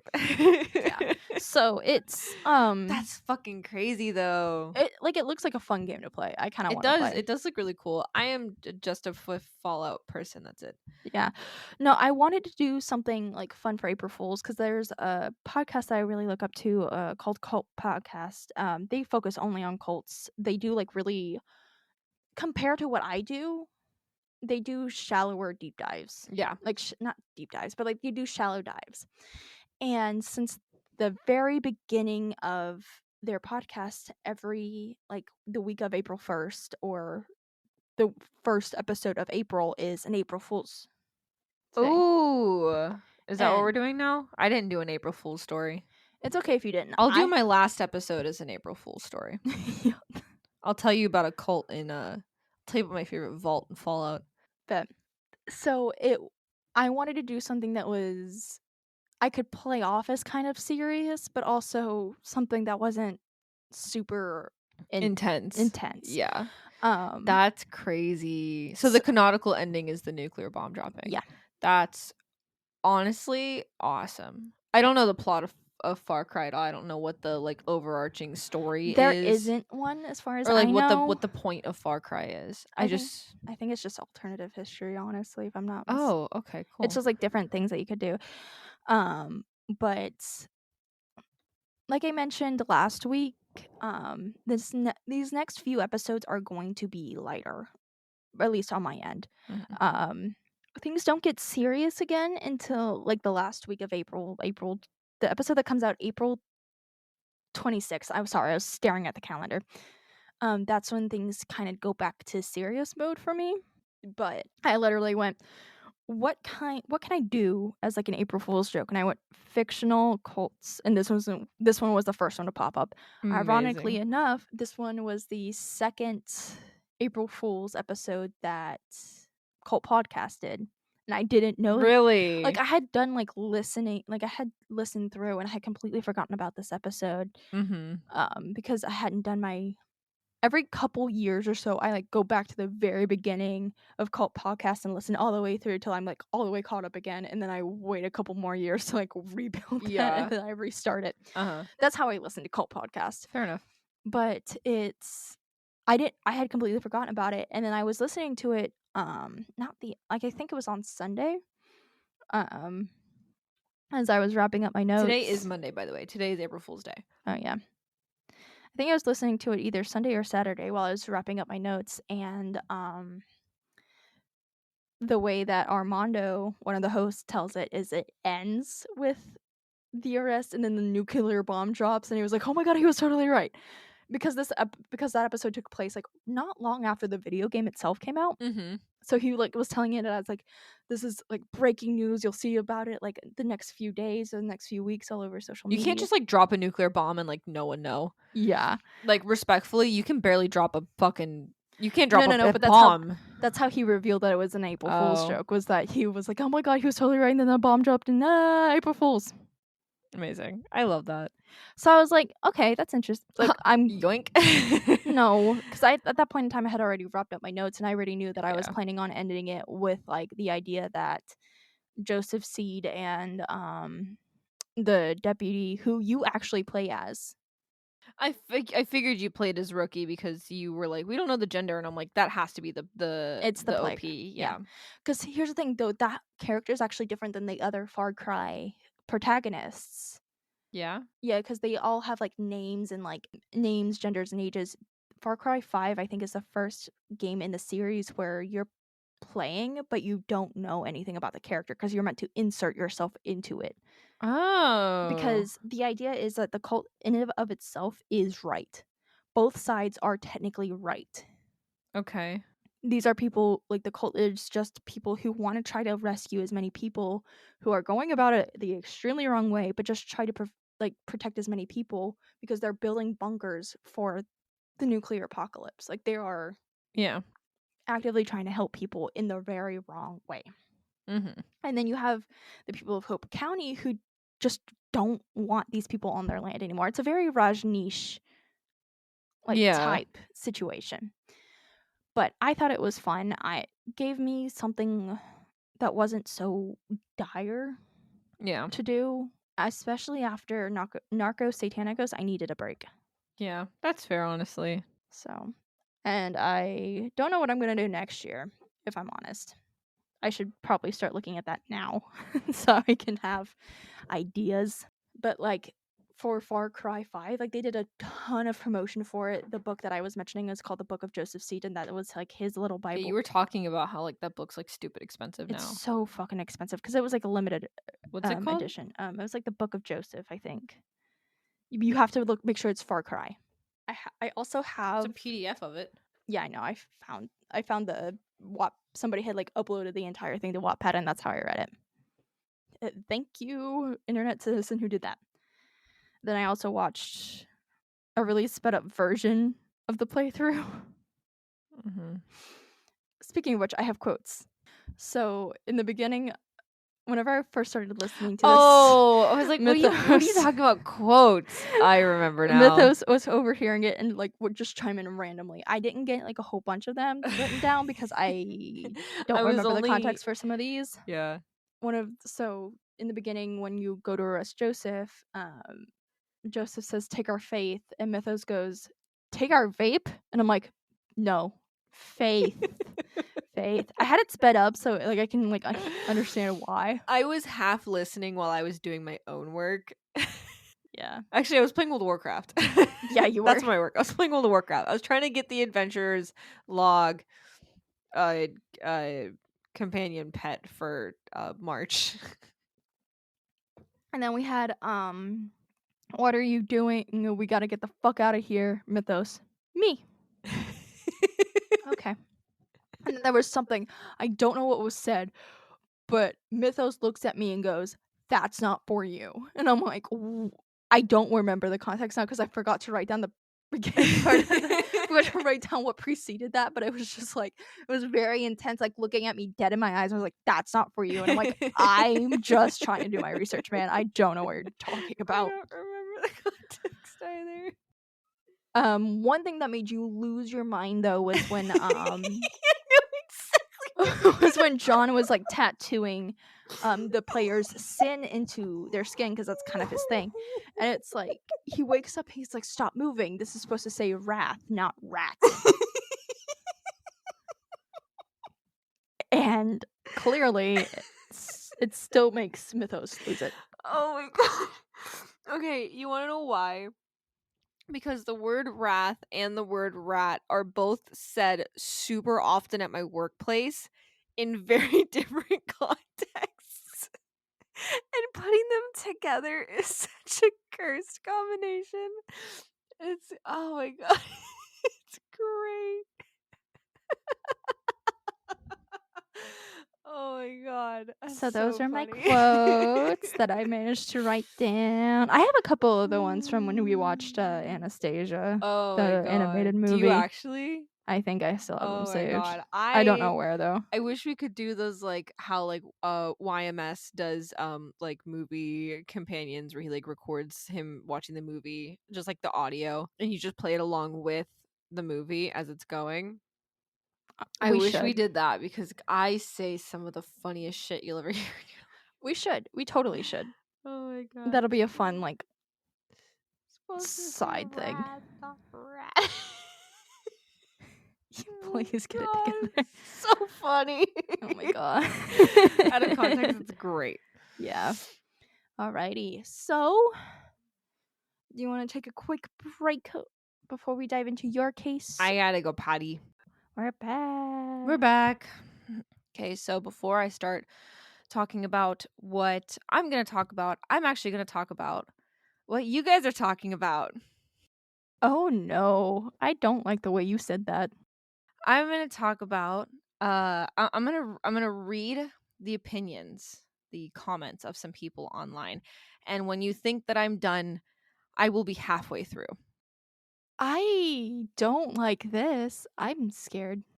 Cuz it's forbidden by God. It's black magic to communicate with genies, and its consequence is pretty much hell. Proud to be Muslim, and I like the music that after half video. What does this have to do with you being a Muslim? Because we Muslims have our God Allah and never worship this kind of dancing broom. So you think you're better than them? Yes. Okay, that's a choice. Dancing with the devil for real. There's someone professional hiding inside. There's a person, look closely on the legs. Any magic in a hero in front of the remembrance of God. Not real. Black magic is the most dangerous type of magic. They are not tricks, they're demons. That they do in this country, in those countries, is witchcraft. Why do I get the feeling anytime somebody says black magic, they don't mean like black versus light magic? They mean like these black people doing magic. That's the vibe I'm getting off of this. They are voodoo rituals. It is demon worship. That was just TikTok. Oh my god. Let's go over to YouTube. I'm terrified, thank This is you. demonic, no excuses. Even the narrator tells you it. The Holy Bible testified against false gods. Scam with people. They will be punished by the real God. I'm reading these verbatim.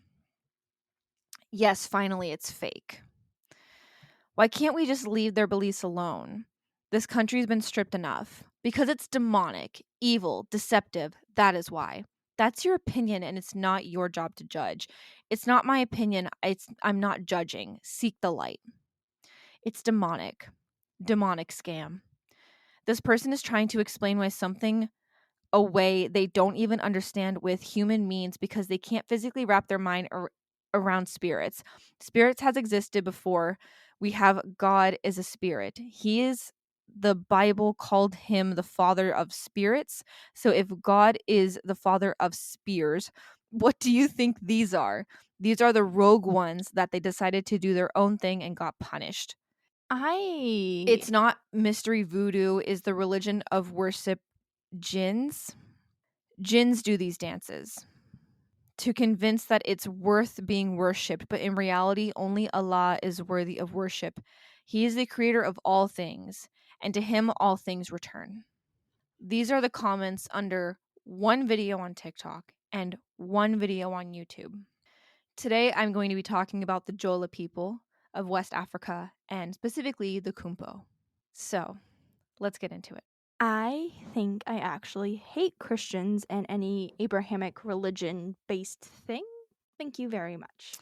The Jola or the Diola people, Diola, I might be pronouncing some of these things, I'm sorry, is an ethnic group found in Senegal, Guyana, no, I pronounced that wrong, Bissau, and the Gambia. So it's the westernmost tip of that northern part of Africa, the far left side. Literally the farthest left you can go, that's there. Okay, got it. Most of the people of the Jola people, they live in small villages that are in different areas of Senegal. You'll find them kind of everywhere, but they are very away from other populations. The Jola people are one of the smallest groups in this area, and they make up about 10% of this population. They are one of the oldest ethnic groups in the area, in the Senegambia region. So this whole little area right here, they're some of the oldest. The name Jola was given to them by the Mandinkas, who are also in the area, and it means someone who pays or gives back for what is given or done to them, good or bad. Okay, that's okay. They, in their own language, are called the Ajamat or the Ajamatau, and that's what they call themselves in their language. In other language, like to other people, to them, they are called the Jola people. Very little is known historically about them, unfortunately, because these people do not have oral historians. So we don't really have a record of them as like their history. Other places, like other people around them do, but just these people just don't have oral historians. So their history, no fucking idea, basically. But the other thing is that they also live really isolated from other groups. They don't have a really heavy influence from the outside world on them, per se. This isn't like 100% like they are fully isolated, they know nothing. Like they live with like modern fucking technology. Just culturally, they are very close to, I think, what they originally were. Okay, that's actually really cool because a lot of times cultures, at least from what I've noticed, like they change and adapt, and then like bring in other influences. So I think it's so religiously, and I'll get into it in a minute. They have other religions. It's not like when people think of Africa, they think of like people wearing like nothing, walking around barefoot, whatever. I mean, like if you watch Yeah. videos of people, they're wearing like fucking Nike shirts and like they're wearing like they have like iPhones, they're driving cars, like they have like televisions. Like it's not like not third world, but it's not like the stereotypical like but they have modern amenities. They just culturally are not very they don't live around big cities. They have their own little villages and they live in certain areas for specific reasons, which we'll get into. Okay. hmm Yeah. The Jola people have a casteless society. So everyone is equal. Exactly equal. There is no high class, low class, middle class. There's none of that. Instead, respect is given by age. So the oldest person in the village would be considered the most important. So it's a respect based system basically. So there's no caste, but there is a king. But he is the only person I think who's above everyone else. Outside of age, there's really no discrepancies amongst people. Make sense? Yeah, that makes sense. Because of this, you can adopt any skill set that you want and you can do pretty much whatever you want. And you will consistently have the support of the people in the village because there is no class that you have to stick to, you are expected to stick to. So if you want to learn a skill, you can learn a skill. They'll teach you. You don't have to conform to whatever your class is expected to do. That's fair. Isn't it nice? Jobs typically in this area consist of farming, fishing, hunting, palm wine tapping. I think this is where the majority of palm wine comes from. Palm wine production and animal rearing. So like farmers or like shepherds. I'm okay. You're struggling with the word palm wine? Wine from the fruit of a palm tree. Oh. Like the fruits that grow on palm trees? The not coconuts, but they look like them. Oh, okay, Those. okay. Okay. Yeah. I was like, how are you getting wine from palm trees? Okay, Yeah. that makes sense. Fruits That grow makes on sense. palm trees. I just thought they were coconuts, man. No. Consider the coconut. Well, Consider the they're not trees. coconuts in Animal Crossing. And Yes, those they are are. palm trees. No. Those are coconuts. No, they're not. I will prove it to you right now. Those are coconuts. You cannot Are they? gaslight. Yes. Oh, well, they shouldn't be.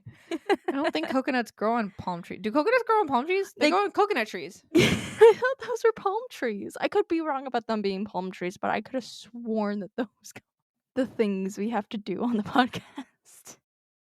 It depends on the tree. Okay. It really depends on the tree, apparently. It's like, I'm not a botanist. I'm an anthropologist. Okay, I don't know. It's like, I don't want to Well, grow so coconuts. the things that grow on palm trees are dates and coconuts, and like they also use like the sap, but it's a fucking whatever. Okay, let me live. That's kind of what they do. So they also have a king. So there's a king, I don't know how to pronounce the name of it. When the king takes over, when a king becomes a king of the Jola people, he is a king for life. 100% for life. Okay. So the king is a very special type of person. First of all, they have a government system outside of the king, but the government cannot make any decisions until the king approves it. And they have a very good working relationship. The government and the king get along very well, and the people and the king get along very well as well. Oh, we love to see it. The requirements to become king, he has to be circumcised first. That's like a big thing. He has to be circumcised. And he'll get 15 days of training from when he has decided that he is king, which is usually right after the last king died. He'll get 15 days of training and then he takes over. The king is there pretty much like HR. If there is a misunderstanding between people or between villages, he is there not to judge them. His job is not to judge them. His job is to try to make peace and come to a middle ground between the two. That is his job, is to step in and be the middleman for this kerfuffle. I love the word kerfuffle, by I the know. way. Sorry. He's not allowed to leave his village or his kingdom, they call it, but he's not allowed to leave the area that he domains over. He is also the acting witch doctor for the whole village that he lives in. Which you can be a witch doctor and not a king, but if you're a king, you are also the witch doctor, I believe. I could also be incorrect on that. I am going based off the information of the current king of the Jola people. It could be different for past kings. I just went off the current king. Okay. So He has a lot of responsibilities then outside of, like, what we would usually, like, He does. give Well, to. also, so the Jola people, their main kind of like trade, I guess, food or like what they rely on is wet rice and like rice farms. Okay. So he actually has his own private rice fields that he uses and saves for when the people are struggling with food. He'll use his rice fields to supply the food for the people. Oh, okay, so he's, Hmm. like, actually, like, taking care Hmm. of his people. Yeah. It's not like, No, he's "Oh, very involved in the community. yeah, Very it's not involved. like a figurehead like Yeah. a lot of other No, countries no, are." no. He's very involved. England. He's very involved, and he's very careful for the people. He really cares about the people. But you cannot refuse if you are chosen to become king, which the witch doctor will tell you. I'll explain it in a minute, but the witch doctor who's presiding over what they call the fetish, it's not that fetish. I mean, I assume not. He will appoint who's the next king. He'll tell people who the spirits say are the next king. That person has to become king. Makes sense? Yeah, so it's not like a Like an oracle almost. it's not as, like, politically charged There's as no Western politics society. involved. Okay, cool. No, he's not voted in. I think there's certain families that it's kind of like expected that the king will come from, but it's not specific on who it is until the witch doctor translates the message of who it's going to be. Okay. So it could like, there are some families are like, "Okay, it could It'll possibly." probably be like one of these 5 families. We just don't know who amongst these 5 families it'll be, Okay, okay. basically. A lot of this information I did pull from the wiki page, by the way. I also watched a couple videos on YouTube. If it sounds like I'm giving the bare bones, I literally don't have that much information. There is not a lot of people about this. I'm talking about this tribe specific. I don't know if tribe is the right word, but I'm talking about the Jola people specifically because of the Kumpo. That is the goal I'm getting to, but I need to give the context of the people before I get into the Kumpo. Okay, got it. So, this information that I'm about to say actually comes from a museum held by the Jola people in their sacred woods. So this museum is actually set up in the woods where the fetish is, which is their sacred site. It's Okay. like a altar almost. Okay. So the things that they felt important enough to put in their museum is what I'm mentioning here. So the first thing that we have is the kajandu, Kajandu. It is a long pole. It's literally like a long ass stick. It's like 7 feet long, Mhm. and at the very end of it is almost like, like a beauty spatula, like the long thin ones. It's like that, but it's curved and it's like 2 feet long and it's stuck on the end of the pole. Okay. I don't know makeup that well. Like a long, like rounded edged, rectangular shaped metal thing. Okay. But it's actually curved to have like a little scoop in it. Okay, Does that I make can sense? yeah. This thing, what they would do is they would use that to actually dig into the ground and scoop out the dirt. And then the men would do that. And then standing behind the men would be the women. And the women would have, they would plant the rice behind them, Oh, okay, is that's what they actually would do. okay, okay. That's really cool. And then before harvesting the rice, they would organize wrestling matches. This was purely for fun, just straight for fun. I'm sure there was a tradition this came from. Now they just do it for fun. And I have videos of this as well. Okay. There's no punching. There's no heavy abuse. I've seen videos. There is genuinely no punching. There is no foul play, nothing. It really is just good old hardy wrestling. There's no prizes. It's just for fun. And they It's have just literally boys being it's just boys. dudes being dudes, yeah. How it should be, not Mhm. like So, and then each different age group that's wrestling, they have different colors to identify their age. And that comes important later. okay. So, before wrestling, they will do this dance called a kung kung, I believe is how it's called. I'm so sorry I'm pronouncing this wrong. And they will dance to the beat of the tam tam drum. Now, this dance, what they'll do is they'll have these little shakers. They're almost like bells, and they'll strap them to their knees. And they'll do these dances. And as they're dancing, the shakers on their knees will dance along with they'll make noise with the rhythm. This dance, I've seen videos of it. They look like they're having a dandy old time. It really is just a bunch of dudes in like wrestling shorts just having a shit ton of fun dancing. These, if you look up a video of the Jolie people, 9 times out of 10, they are dancing. They love to dance. They love to have music going. It's crazy. I think either before or after the wrestling match, they will blow a horn. And this horn is to show their power. Now, this horn is actually important because it used to be used in tribal wars. However, it's probably not how you think. This horn would be used to signal the tribe that they were about to attack. So, say I was one person and I was trying to signal to you that I was about to attack you, I would blow the horn, which sounds counterintuitive, right? Why would you blow the horn to warn someone that you're about to attack? It's because that would give them enough time to hide the women and children away from the fight, because they believed that since the women and children were not involved in the conflict, they should not be part of the battle. So Okay. blowing the horn would signal to the other people that they were attacking to get the women and children out of the way and go hide them, which I will mention in a minute where they hide them, so that they wouldn't be in the area during the fight. Now it's just used for ceremonies. Does that make sense? Yeah. Isn't that really cool? I actually really like that. Yeah. You're gonna find that a lot with these people. They're very, very respectful. After the wrestling matches, that's when they harvest the rice. So it's kind of like having like a fair before you go harvest the food for the year. Okay. hmm The I don't know how to pronounce this. It's Kadioute. I don't know how to pronounce it. I tried to listen to the video. I could not grasp it. But what this is, it's the whole of a tree. So these trees that they are in this sacred site that they have, these things are fucking massive. These are big ass trees. Like redwood trees almost, those like massive ones, like you walk up to them and you're like dwarfed by them. Those The I am bases of them are like that. They're huge. Like they literally are like house sized. The thing about these trees is the bark will regrow itself. So these trees, they have these holes in them where like it goes down like the inside of the trunks. You can actually cut it out, and that's where they would hide the women and children in these trees. These big ass trees. These are stupid big trees. You could fit like 6 people in here comfortably sitting down. Big ass trees. They'd hide them in there, away from the village, I believe. But that hollowed out part of the tree is also where they will bury kings and witch doctors when they die.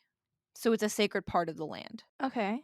Now, the specific video that I watched for this, the guy that was talking actually said that his family and his ancestors used to actually live in the forest, but they would have a lot of problems with the branches of the trees actually falling down and destroying houses. So they moved out of this forest, but the forest is still sacred to them. They just don't live there anymore because it causes structural damage, which tracks. There's that part inside this sacred forest area. They Mhm. have these thing called a fetish. Now, the fetish is, I think, the name in their language for the stone of the altar. So I'm just going to call it the stone, if that's okay. So the stone, or the altar space, it's a sacred place for animists. So the original religion that Mhm. was there, it's a sacred place for them, and it's where they go to do prayer. Now, you can also request things of the fetish. So, what you would do if, say, you wanted to go to a fetish and ask for something, this is what you would do. You would bring about 5 liters of palm wine, and you would go to the fetish, and the witch doctor would be there. Now, the witch doctor is the translator from the spirits to the people, right? So, he interprets the messages. Mhm. So, you would take the wine, and this is again specifically from the video.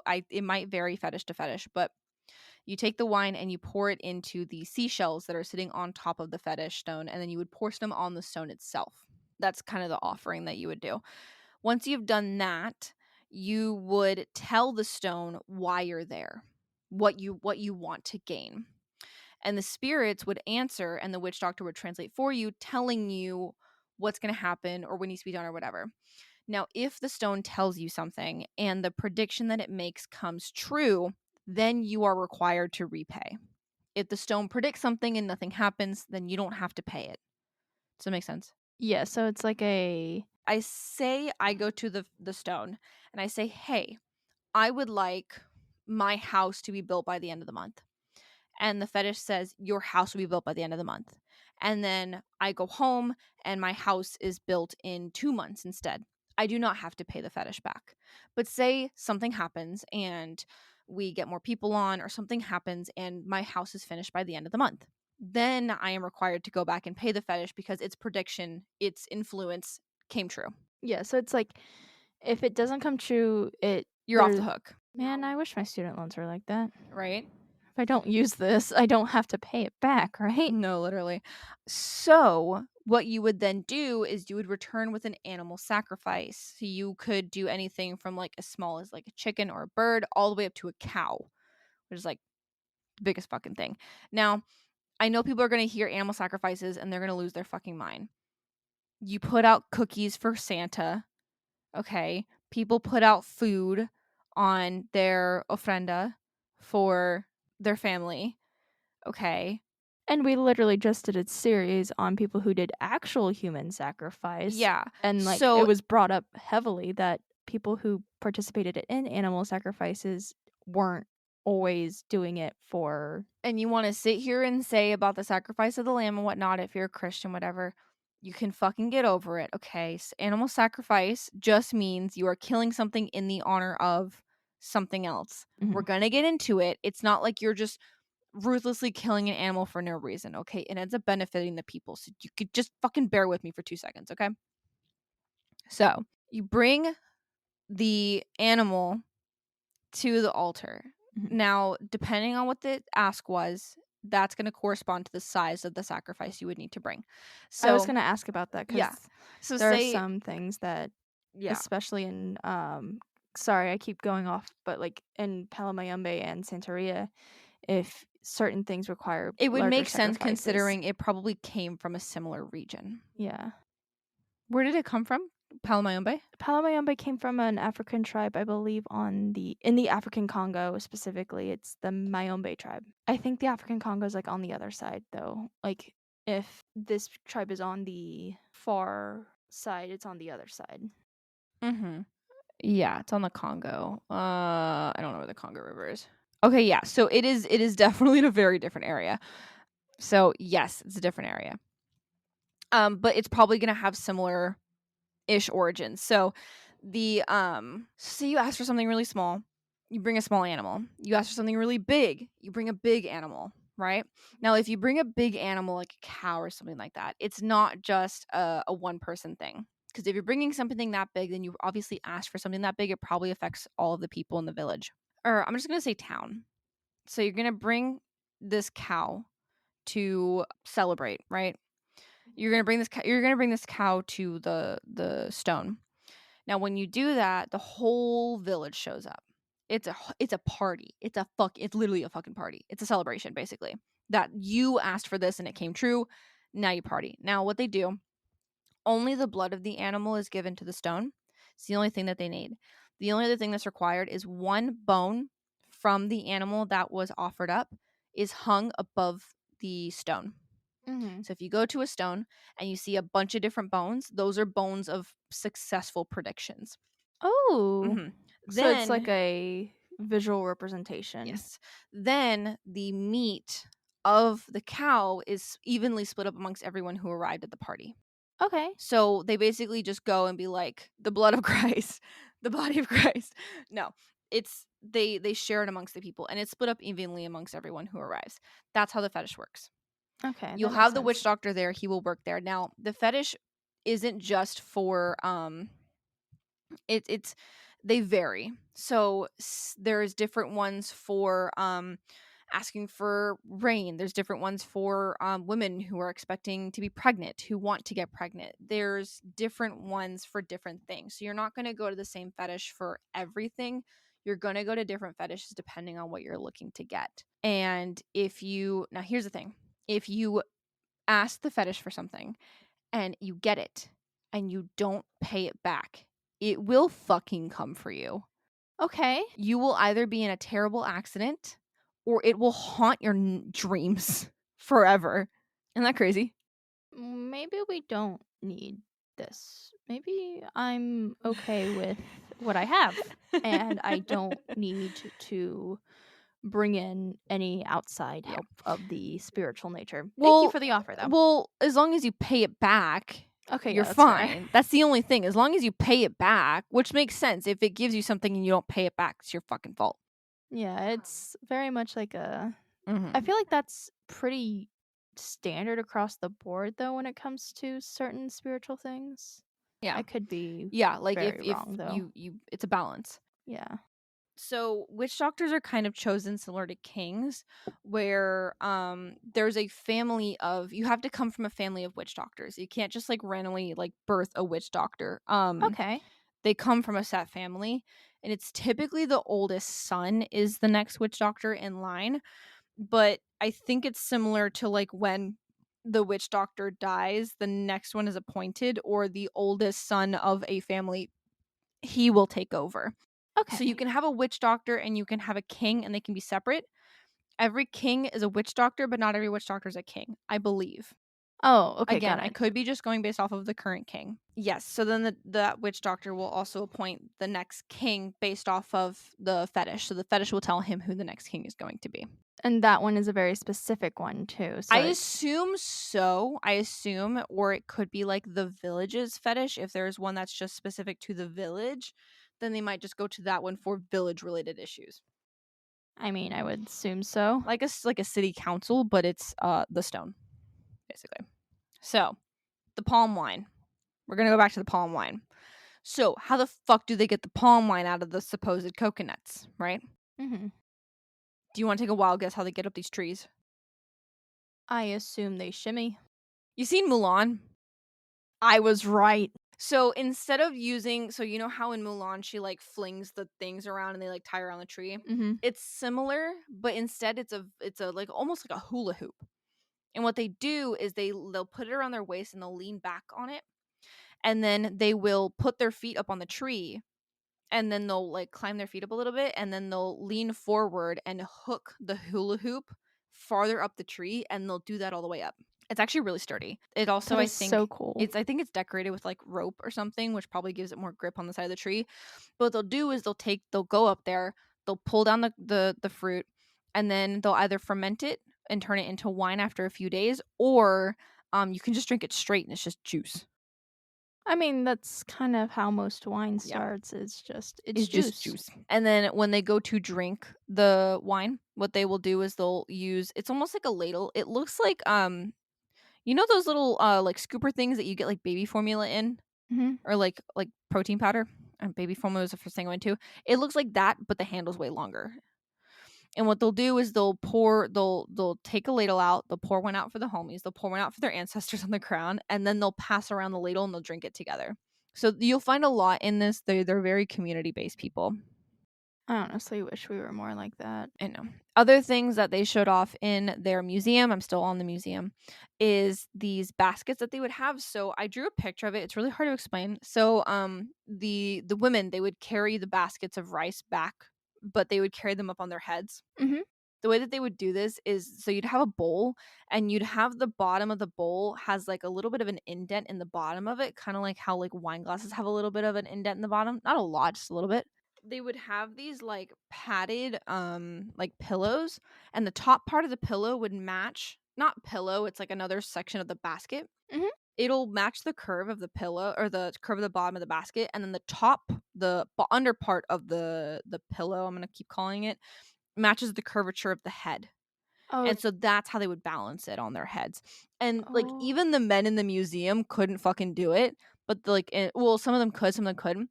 But like the women, they have no problem doing this, and they can hold between 10 to 15 kilograms of rice on their heads, which is about 22 pounds.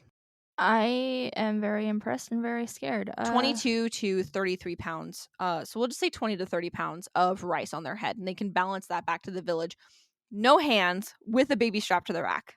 Maybe some hands, but they typically, I don't think, held them up on their heads. Maybe if it was a little bit heavier, they would use hand support, but they were pretty much pros at balancing this shit on their head, which I couldn't fucking do. Me either. The other thing that they have is that they thought was important to share, so I feel like it's important to share, is what they would do is they had these baskets, and so they were like wide at the top. They would get a little narrow in the like just below, like a vase almost shape. Mhm. But instead of being like a classic vase where it's like wide and then it's a little narrow and then it gets fat and then it just like comes to like a flat end, it Mhm. actually comes to like a pointed funnel end. So that's the main part of the basket. They'd have an insert that is funnel shaped, And this funnel shape, instead of being solid all the way down, it would actually just have maybe like the first couple inches of it is like heavily weaved, and then the rest of it is leaves that are pointed inwards towards the inside of the basket, and then the back of the main part of the basket is open. And what it does is fish will swim into the basket, but they can't swim out. Kind of like if you stick your hand in a garbage disposal, which you shouldn't do. But you know how if you pull your hand out, it kind of catches on your wrist a little bit? Yeah. The fish will swim into the basket.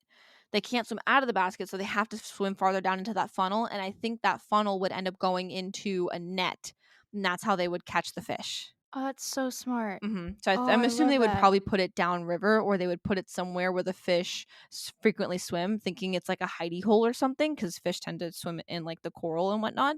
Mhm. And instead, they would swim directly into there because they do live on waterways, and they also live directly next to the ocean because they're Yeah. on the western, literally the most western point of Africa. So that's how they would. That's how they would fish. Isn't that smart? That is so smart. I love it. I love human ingenuity. Speaking of being next to the ocean, Oh, no, never mind. so Never mind. because these people lived on the westernmost point of Africa, they were heavily impacted by the slave trade because they were pretty much the first person you would encounter if you drew a line down the center of the planet and you slowly moved it over to the right. The second that you hit Africa, you've hit the Jola people. So they are literally the first people you would encounter. Now, because of this, it was very, very easy for people to take people from the Jola. So a lot of their people left and went missing during the slave trade, which is very devastating. Because of this, they have this. I'm not 100% certain how this correlates to their history. It wasn't really gone into, and I couldn't find anywhere other than this video of the museum that they have in Senegal about this. But when a young man dies, they have the shackles that they would use on the people, on the slaves. They have them in the museum. And what they would do is whenever a young man would die, a woman, either probably just, I don't know if it's a random woman or if it's someone that was close to him, maybe his wife or his girlfriend or something like that, she would walk around the village shaking the shackle.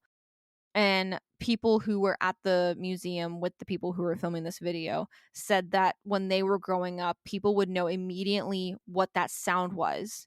And it would also symbolize the people who were taken from them during the slave trade. But the moment that they heard that sound of the shackle, they immediately knew that a young man had died. That was like the audible indicator. It's very sad. It's very, very sad. I hate white people. Me too. So the way that they build their houses in these Jola towns is what they do. So their houses are made of mud, which don't fucking sit here and be like, "Oh, they're made of mud." Shut the fuck up. Our houses are made of wood, okay? Our Our houses houses are are not that more great. flammable than theirs are Their probably. houses, because they're made of mud, are actually bulletproof. Wait, that's so smart. Oh my god. Do you So what they'll do is they'll dig up the dirt, they'll dig up the mud, and they'll actually build it in layers, like 2-foot layers. And these are thick ass fucking walls. And they'll build them up. And then what they do is they score the inside of them all over the walls. Like when you're scoring clay and you want to connect it together, you'll score each side of it and then stick it together so it grips to itself. Yeah. They do that. But instead of sticking it to more mud, what they do is once they have the walls built of mud, they'll actually layer cement over it. And that protects it and the mud on the inside. So I think it makes it probably more weather resistant. So it's concrete, it's cement layered over, like, I'm not even fucking kidding you, like 2 feet thick walls of mud. These fucking buildings aren't going anywhere, but they're bulletproof, which means, in times of war, these houses aren't getting fucking, fucked up. You know what I mean? Yeah. I'm cursing a lot, I'm sorry. The floors of the second story are made of just like normal planks of wood. And then the ceilings are made of these really long, thin sticks, and they're sewn together like they're not weaved, but they're actually physically sewn together like blinds. Mhm. What they'll do is they'll lay that on top of the house, and then they'll put another layer of mud on top. And what that does is actually makes the ceiling completely waterproof. So whenever it fucking rains and your house starts leaking because we have these stupid ass plastic shingles on the top of our house, just remember the Jolie people have bulletproof, waterproof houses. Okay. But also, they live in fucking Africa. I imagine that's probably a priority for them. Yeah. they use these massive trees that I mentioned, the ones that reheal themselves. Mhm. They will cut out the doors, the windows, all that stuff, even coffins. They will cut from the wood of these trees, and the trees will actually reheal themselves. So cool. I Isn't wonder that how crazy? These trees fucking reheal themselves. I really wonder how they managed to figure, like They've just been there for so long, they just know. I think the trees are a very big testimony to these people and who they are. So, another thing that was mentioned in a different part of the video that I was watching, it was mentioned, I don't know if this is specific to this town, it was mentioned by someone who lived in the town, but they have this drum. And it's a drum that they use for dances, and this thing is fucking huge. It's like 6 feet across, it's like 4 feet tall, it's this big barrel shape drum. And this drum they'll use for like ceremonies and dances and whatnot. And I think only certain people know how to use the drum. Either it's sacred or it's just certain people are able to do it, either like because they're physically able to do it. The way that it was explained, I couldn't tell if it was a sacred thing or if like physically your hand has to be small enough to use the drum. Because I think you have to put your hand inside of it. I don't know. ooh, I don't know, there was a slit on top of it, but this drum is not just used for ceremonies, it's also used if something bad happens in the middle of the night. oh, And the like guy was like, an alarm. yeah. And the guy that was fucking filming the video was like, oh, what? Is it not safe here at night? And he's like, no, in case someone's house starts fucking catching on fire. Like, you can tell that he was, Like if your house catches on fire, or back during war times, they would use this drum to signal people coming. So if the okay. horn didn't get you, the drum would, kind of a thing. Yeah, it's like, here's multiple things. It's like an intercom system, basically. But what it does is it wakes everyone up so then they can come help with whatever the emergency is. So if my yeah, house catches on fire, then this drum goes off. Then everyone else can come in and help me get the fire out because they're very community based. So they're wanting to yeah. help other people. So I also noticed in the video that they were mostly speaking French to outsiders, but I think they speak their own language to each other. But most of the stuff that they talk about, most of the things in their area are either in their native language or French. So I think French might be the The language of the yeah, colonizers. I think so too. Yeah. So, as far as their language goes, they have many different dialects depending on the like towns or clans is the only way that I could really explain it. And I think Mhm. the different places are actually named after the dialects of the language that they're there. So there's Ooh. multiple different dialects depending on where they, because they're so isolated, I think. But where they are and like which like place they're from, I think is labeled by the dialects they speak. I mean, that makes sense. Yeah. Their folklore is a way of linking themselves to the past. It's a way of inspiring the next generation. It's also a way of like kind of passing down the knowledge that they have. They don't have Mhm. oral historians, but they do have oral history that they pass on to people. They have these ceremonies that happen every 15-ish years, and it's maybe like 15 or 20. There's a wide range for this. It's called Funtenpfaff. That sounded German. I'm sorry. It's an initiation ceremony or a rite of passage. It happens between every 15 to 30 years, and it happens at different villages. Now, when these happen, everyone gets together. Literally everyone gets together. It's a massive party. It is huge in their community, right? I imagine so, especially if it's not that often. Mhm. I don't know if it's every 15 to 30 years in each village or if it's 15 to 30 years in total. You know what I mean? So Mhm. like kind of like the Olympics, like, oh, I held it for that this time 15 years ago, so now it's my turn to do it again. And then in 2 years, this village is going to do it because their 15 timers up. I don't know what the order of it is. Yeah. Um, Not a lot of them have been recorded and listed. This is just based off what people have been able to observe. Mhm. So during this time, it's variable between either a couple days or a month. The men and women who are coming of age, who have not gone through this ceremony before, will be taken aside.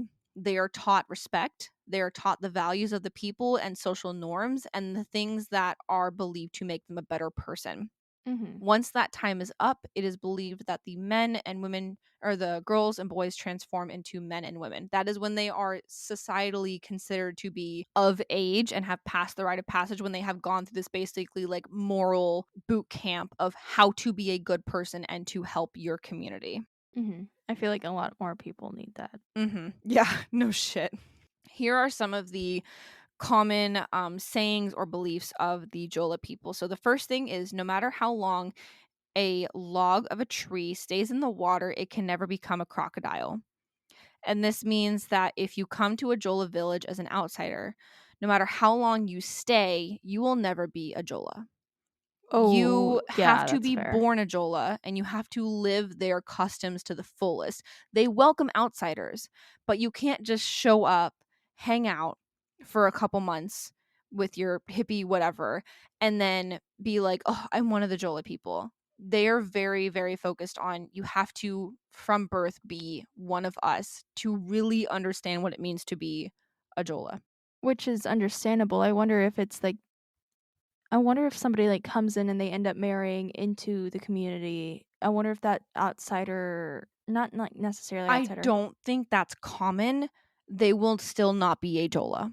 That's fair. Their kid probably will because they will be born in the community, but that person will probably always be an outsider. But again, I don't think it's that fucking common. Yeah, that's fair. That reminds me a lot of, like, there are certain communities here in the US where, like, preface this by saying they're all white towns, but, like, if you come in and you can live there for generations, but your family will still be considered outsiders because you weren't there at, like, certain, like, Yeah, yeah. XYZ time. Yeah. Again, white people in there, I feel like this is a very different circumstance, though. Yeah, yeah, it's very different. Another thing to note about these people is their name, Jola, is very accurate to them. If you live peacefully with them, they will be peaceful with you. If you are respectful to them, they will be respectful with you. If you fuck them over, they will fuck you up. Yeah, they're like It's the a you fuck with one of us, you fuck with all of us kind of a situation. yeah. If you come in and you are rude and disrespectful and you don't care, they will return the favor. But if you come in and you're willing to learn and be respectful and understand that you are not Jola, but you are here to learn about them, they will be so kind to you. Everyone in the video that I saw that I was watching was super fucking sweet. They are all so nice. It's literally the most outpouring of love I've ever seen in my life. And I love these people so much. The next one is the best medicine for a person is another person. This puts importance on the human relationship and how you treat your neighbors will impact how they treat you. If you are happy with your neighbors, they will be happy with you. And then if something happens, they will look out for you. Mhm. So it puts a lot of emphasis on treating your neighbors with respect. It's kind of the same thing as like treat others how you would want them to treat you. Mhm. That's kind of what it means. The last one is if the dog is not at home, he barks not, which didn't make a lot of sense to me at first, but then it was explained to me and it made a little bit more sense. So the way that it was explained is when someone is out of their comfort zone, when they're not at home, they are way more tolerant and resilient because they are somewhere unfamiliar. They don't know everything. They don't know what the norm is. They're unsure of themselves. So they're going to see a lot more clamped up and resistant. Because you're resistant, it makes you more careful about what you're doing. You're Yeah. way more aware of what you're doing. But if you are somewhere that you're familiar with, if you're at home, you will feel empowered to do something out of your norm. You'll feel empowered and comfortable to try something or step out. And at first, I took this as you're more willing to be aggressive and outgoing in a bad way. But I think what it means is that when you're amongst people that you trust and that you're with, you're more willing to be a more expressive person. You're more willing to try new things. But when you're putting yourself out there in a situation where you don't know what's going on, you're way less likely to try new things and be more of an expressive person. I think it puts more importance on staying with your people Mhm. because you're more willing to live your life to the fullest if you're already in an area that you're fully comfortable with. And as someone who has moved so many times, that is so unbelievably true. So unbelievably fucking true. Those are just some beliefs that they have.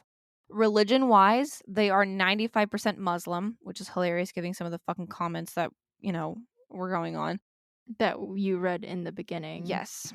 3% of them are Christian, and the rest of them believe in the traditional Jola spiritual practices. However, most of them mix the two. It's very common. They mix heavily. So, in their practice, they they refer to God as Emet or Atta, and it means the ruler of the universe. in their original beliefs. Hmm. This was the only information that I can find as far as rituals go, is they put a very heavy importance on a proper burial because they believe that a proper burial will allow the spirits to go back to their ancestors. And that's Yeah. very, very important for them. So, I mean, I imagine so, given everything. now that we have the context of the Jola people, this is where we get into why I talked about this. I want to say about a year or so ago, a video came up on my TikTok, and it was a video of the wildest thing I'd ever seen in my life. And I didn't know what it was, and I was very curious. And everyone in the comments was losing their minds saying, "What the fuck is this? This is voodoo. This is like horrible. They put a demon into this thing, this puppet, and now it's dancing, right?" Mm-hmm. It's a kumpo. At these ceremonies, any kind of ceremony, they have 3 specific figures that will come in and be part of the celebration. They're called Bugarabu. Bugarabu. I'm probably pronouncing that wrong. Bugarabu. These are the masked figures that take part in the dance. They have the Samay, Samay. Now, this, I have a photo and video of it to show you, but he is the ceremony master. He's a horn, so he has, how do I even explain this guy? So it almost looks like potato sack material. I don't know what that, like burlap. Mm-hmm. He's got these 2 long sticks that come out of his sleeves, and he's got this hooded he's got a hood on, and he's got this black mask on, and I think the mask is supposed to be some kind of like horned animal. It almost looks like a horse, but it's like flatter. Mm-hmm. Now, he's not a demon, he's not a devil, he's the ceremony master. He invites the community to come out and like be part of the ceremony. Mm-hmm. He also mandates strict order in the community, and it's believed that he knows everything that happens in the village. So he's like the ringleader of the ceremony, basically. Mm-hmm. The other one that you're going to see is the Niase. Probably pronounced that wrong again. Niasse. Now, I could not find a lot of information about this. There is nothing on the wiki, but I have seen many videos of this. And what this figure is it's a figure dressed in, I don't know how to explain it any other way, so just bear with me for 2 seconds. I promise this is not going where you think it is, but it almost looks like a gorilla costume. It is a black costume. It's not super tight fitting, but it's that kind of bulky material, and it Mm-hmm. looks like whatever it's made out of is curled black fibers. Hmm. Now, these guys also dance with 2 poles, and these guys are these guys are a little bit harder to explain. They also have a similar mask to the first one. However, they don't have the horns on them. These guys have all of the fucking stamina in the world. They are energetic motherfuckers.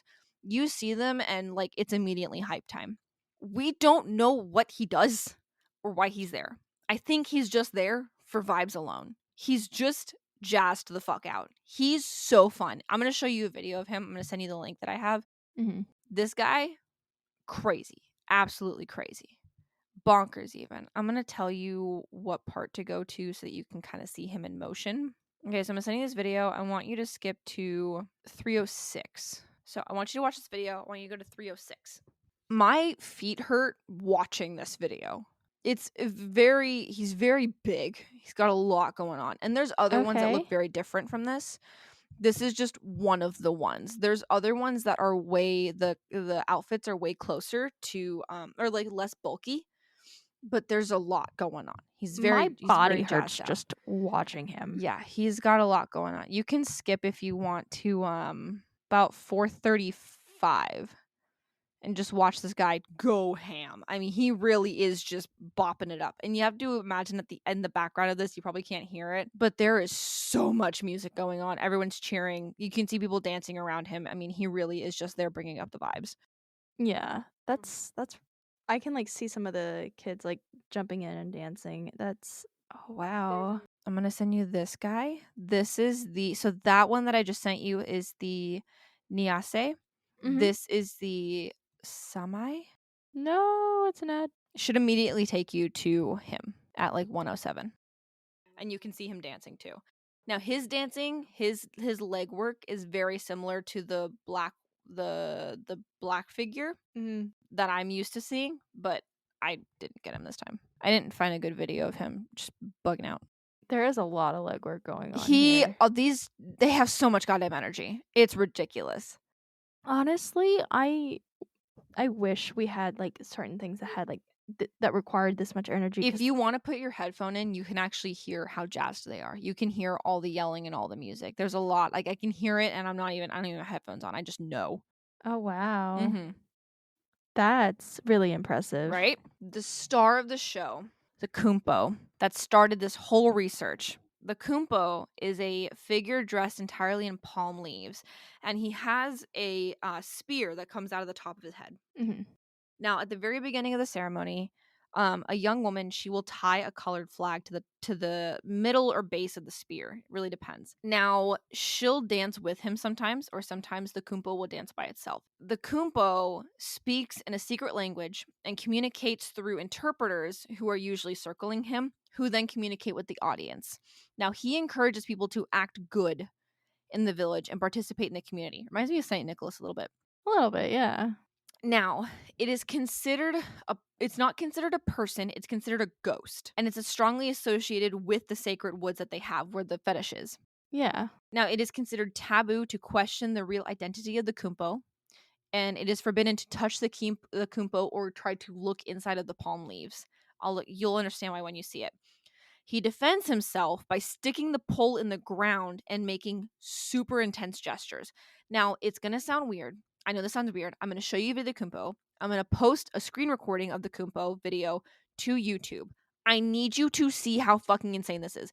This is what started it all. Is this guy right here. So I'm going to send this to you. You're going to skip to 116. Oh my gosh. Mhm. So it looks like in this video there's two of them. Yeah, and they just, like, yeeted something off there. That's the spear. Oh, wow. So if you want to skip again when you're ready to about 3 minutes even, you're gonna see some of the craziest things you've ever seen in your life. There's two of them. Yeah, I see. Oh, they're jumping around. Oh, wow. Okay. Like, that's really cool looking. Wait. Isn't it just ridiculously impressive? Yeah. I saw comments I saw comments on some of the TikToks saying that they were from the Jola community, saying that they knew that obviously someone was in there, but it was believed that these people were taken over by the spirit of the Kumpo. Yeah.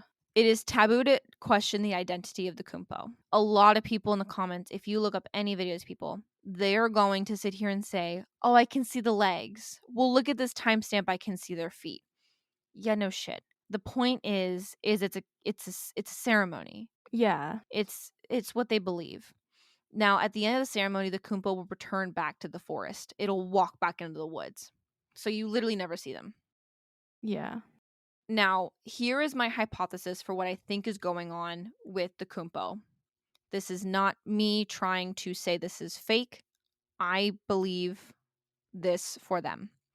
But this is my hypothesis on what's going on for the Kumpo. From what I see, it looks like they have that costume of palm leaves. They've got like the arms and the legs literally covered in palm leaves. Mhm. What they are doing in the palm leaves is genuinely an incredible feat of human athleticism. It is incredible acrobatics. It is genuinely some of the most impressive things you'll ever see in your life. It looks like the spear sits on top of a plate shaped hat that they can launch. And then what they do is they will put their head down, stick the spear into the thing, and then either they will have just their head on it or they will hold the plate thing against their head and they will pretty much just consistently be doing backflips. Because that's really the only way I can explain what I'm looking at. It is insane. Yeah. These guys are the coolest vibes ever. I love them. Isn't it just ridiculously cool? Like you It's see that and you're so just cool. like, I don't even know what I'm looking at. It's so cool looking. It Isn't it? is. I also, like, am kind of annoyed where people are like, "Oh my gosh, I can see If you go in the this." comments of that video, you'll find it. Yeah. I'm really annoyed by that because it's not like Christians aren't asked to, like, specifically Catholics, Yeah. like, aren't asked, like, nearly every church service to suspend their disbelief. with the fucking blood and body of Christ. You're not actually drinking some dude's blood. You're not actually eating his flesh. You're just Yeah, that's my quarrel. Now, I'm almost done, but I want to bring up one more thing. Mhm. So, if you'll remember, I was done with my notes, right? Yeah. I was literally in the middle of starting my notes for next episode. I'm scrolling through TikTok because the Wi-Fi went out at work. I wasn't able to work on my computer, so I was scrolling through my phone. This TikTok comes up on my For You page, and it's just a video, and the caption on the front of it says Zangbeto Voodoo. Oh god. Here's why this is such a pain in my ass. So, what this video is saying, first of all, the tags are mystique, basically sorcery, voodoo, all this stuff. Now, here's the problem. This is just me literally Googling the fucking word. Zangbeto is the traditional. Okay, so first of all, it's not voodoo. So, Zangbeto are voodoo technically, but they are guardians of the night. They're the unofficial, so I'm literally reading from the wiki page. They are highly revered and act as an unofficial police force, patrolling the streets, especially at night, watching over people and their properties, taking down criminals, and presenting them to the community to be punished. That is what they are. So, Mhm. first of all, if we're going to start painting the demonic shit, it's out the fucking window. Now, here's the other fucking problem. Zangbeto is it's the people of Nigeria. Mhm. It's not far away from the Jola people, but it's not close either. The Jola people aren't in Nigeria. Yeah. Here's the other problem. It's a video of a fucking Kumpo. Look, I'm not even kidding you. I'll pull it up on my phone right now. It's a fucking Kumpo, Yeah, that's not a which is not Nigerian. The Jola people aren't in Nigeria. So not only is that not a Kumpo, or is that they're saying it's a Kumpo when it's not, but also these spirits look nothing like a Kumpo. In fact, the only thing that's remotely similar looking to a Kumpo is a different being from a different tribe between the Jola people and Nigeria who are adjacent to the Jola people who have a similar-ish spirit that is the cone-shaped one that I showed you, Mhm. which I'm not going to talk about this episode. Which that one, you can touch it, you can talk to it, you can flip it over, and it's empty, right? Yeah. That was the first video I saw of that being where you could flip it over and they were like, oh, they put a spirit in it and you can turn it around, whatever. That's the first one I saw. The second one I saw was the Kumpo.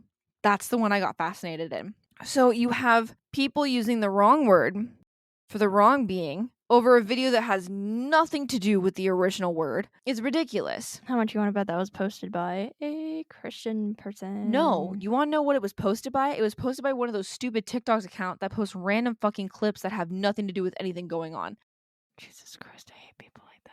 It's French and all of the videos are horror videos because you didn't hear the audio in the background of this, did you?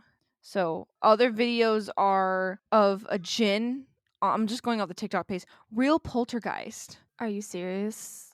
Yes. Now that video is of a Zangbero, but that's a Kumpo. That might actually have been the original video I seen. Now I'm reading these right off the page.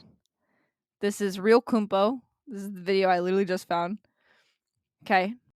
Oh, I can't wait. Second comment. Trollosaurus Rex. Set it on fire, watch the dude run out real fast and in a hurry. What the hell? Like, what is wrong with people? Debbie. Is that real? I don't see a body, so it must be a spirit. Maybe Debbie doesn't fucking matter to you. I see the guy in a costume. No supernatural is scam religion. Oh my god, so's fucking Christianity. Is it real? The brooms from Fantasia. That's just fucked up. It's a little funny, but it's fucked up. It's just a person in a costume. Jesus is king. Oh, go fuck yourself. Someone just commented the word Chicago. Okay. Almost like a broom or brushes at the car wash that spin. Interesting. The real cousin it.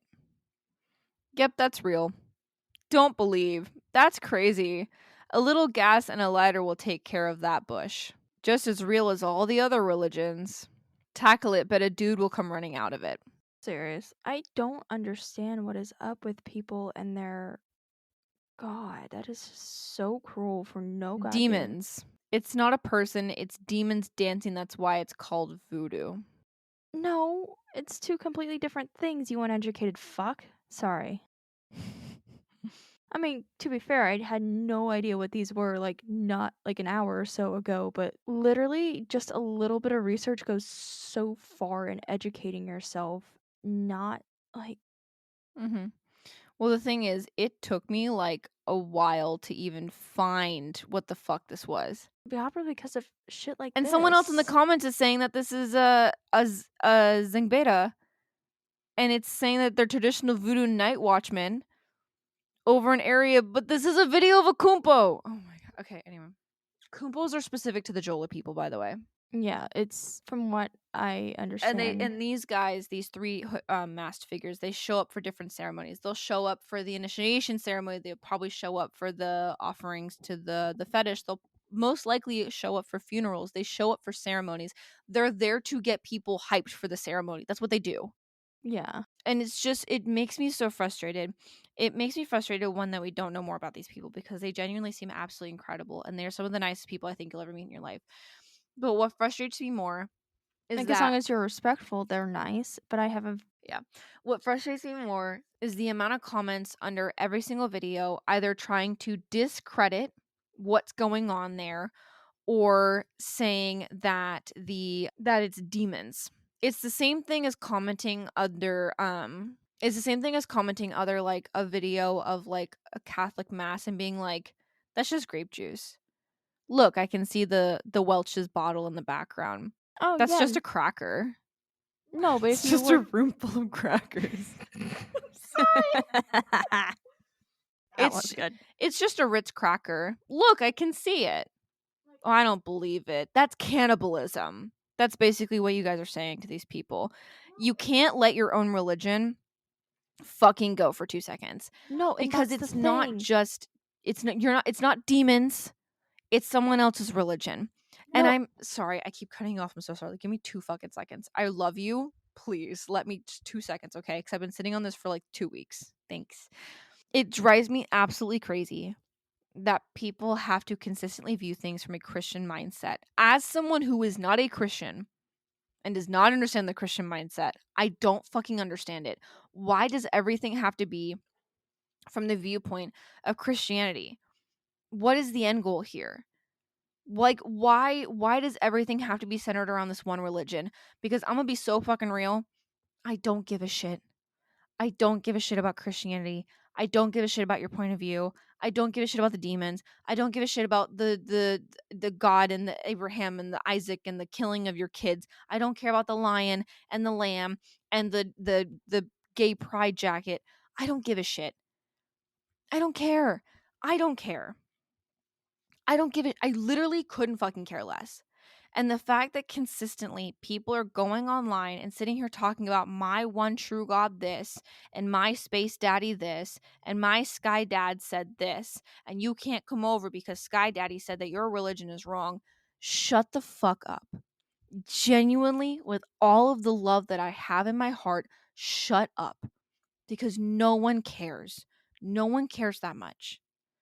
And it drives me absolutely crazy that people think that that is okay, because cultures and religions are getting stamped out by people who are touting around this bastardized version of a religion that was never supposed to make it this far.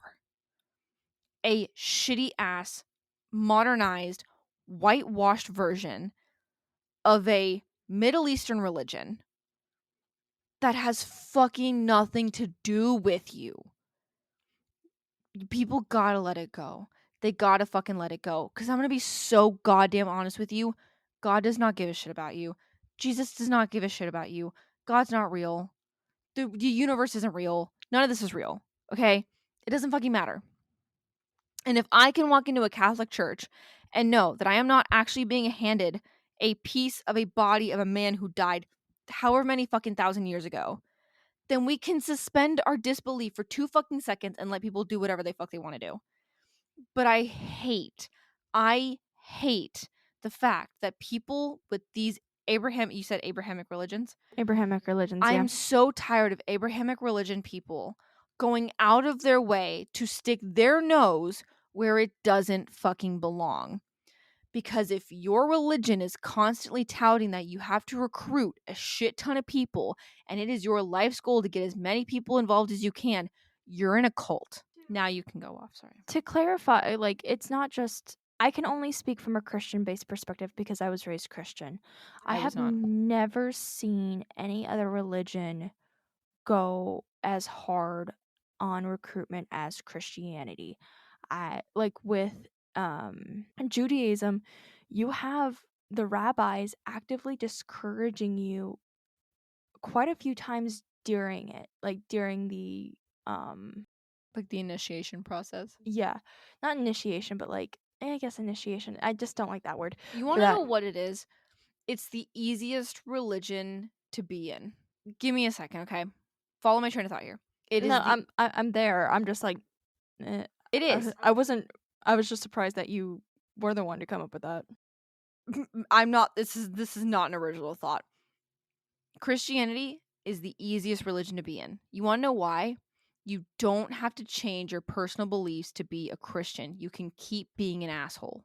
And then you can find different passages to back you up. Exactly. And because And of you can how interpret old it and you can pick whatever fucking version you want. Because I've known people who have converted to Judaism. It's a hard process. Mhm. The amount of work that Jewish people, that Muslim people, that Hindu people, that people from other different cultures, the amount of work and effort and time and sacrifice that it takes to be in these religions, to convert and prove that this is what you want to do, is so aggressively intense. But you know how easy it is to slap a fucking stupid ass stick figure fish on the back of your souped up F-150 and sit here and go to a fucking 12 stone where there's a Starbucks and you just get to sit there and disassociate for 2 hours while some fucking dude named Pastor John yells at you and spits into his stupid face taped microphone because he failed in theater, so now he's a fucking youth pastor for 2 hours. It's so easy. It is so easy to be a Christian. It is so fucking easy to sit here and justify all of your shitty behaviors and sacrifice nothing. And you can go around and say, "Well, I'm better than you."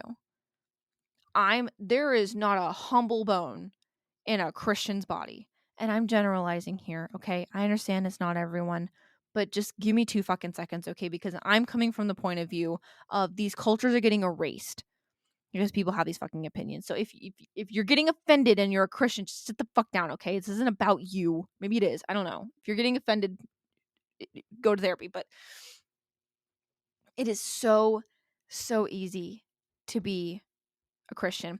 I'm pagan by practice. I am pagan by religion. It is not easy. I have to read the rites.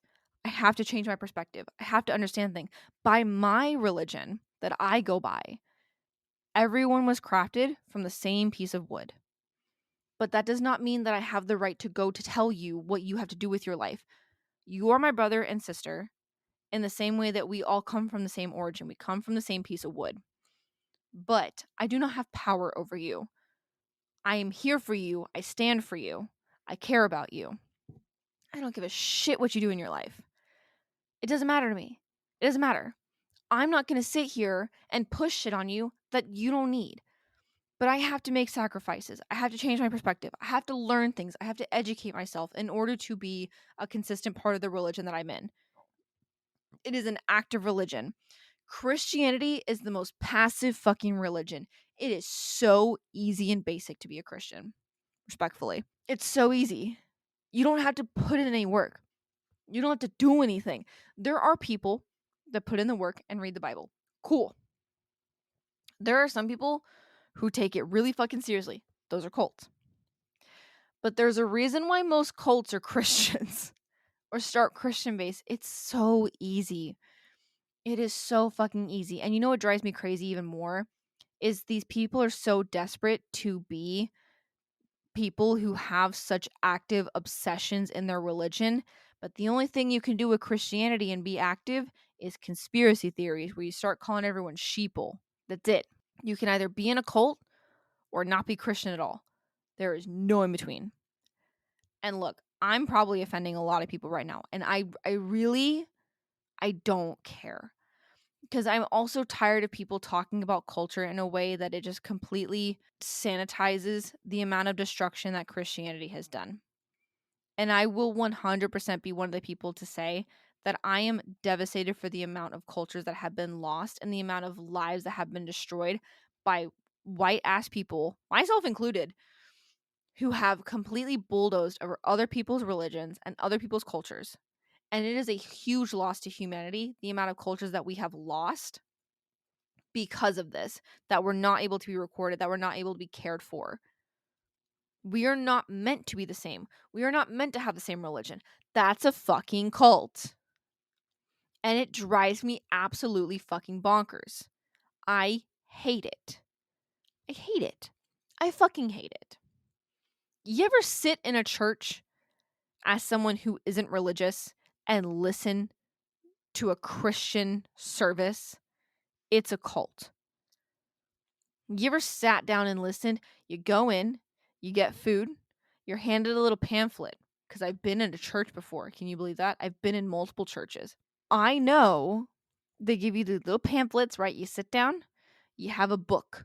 If you don't have a book, you're shit out of luck. You gotta If you have don't your own have a book. book, one will be provided for you free of charge. But make sure you leave it there, otherwise God will strike you down in a heavenly bolt of thunder There's or a book of lightning. hymns. Mm-hmm. I have one. I have a German book of hymns. I do. I have a Mm-hmm. rosary on it too, because I think it looks cool. You like the I like the aesthetic. aesthetic. It was published in 1912. I don't know the guy who belonged to it. I don't have the book in front of me. But you get a little book of hymns and you sing and then you chant. It's chanting. You can say it's whatever you want all you want. It's chanting. You go into a room, a guy tells you shit, he gets you all riled up, he gets you obsessed in the lost in the sauce. You chant and then you leave. And you do that every week until you die. And no matter how hard you work and how perfect you are, you will never be good enough. That is a cult. I'm sorry. I'm not.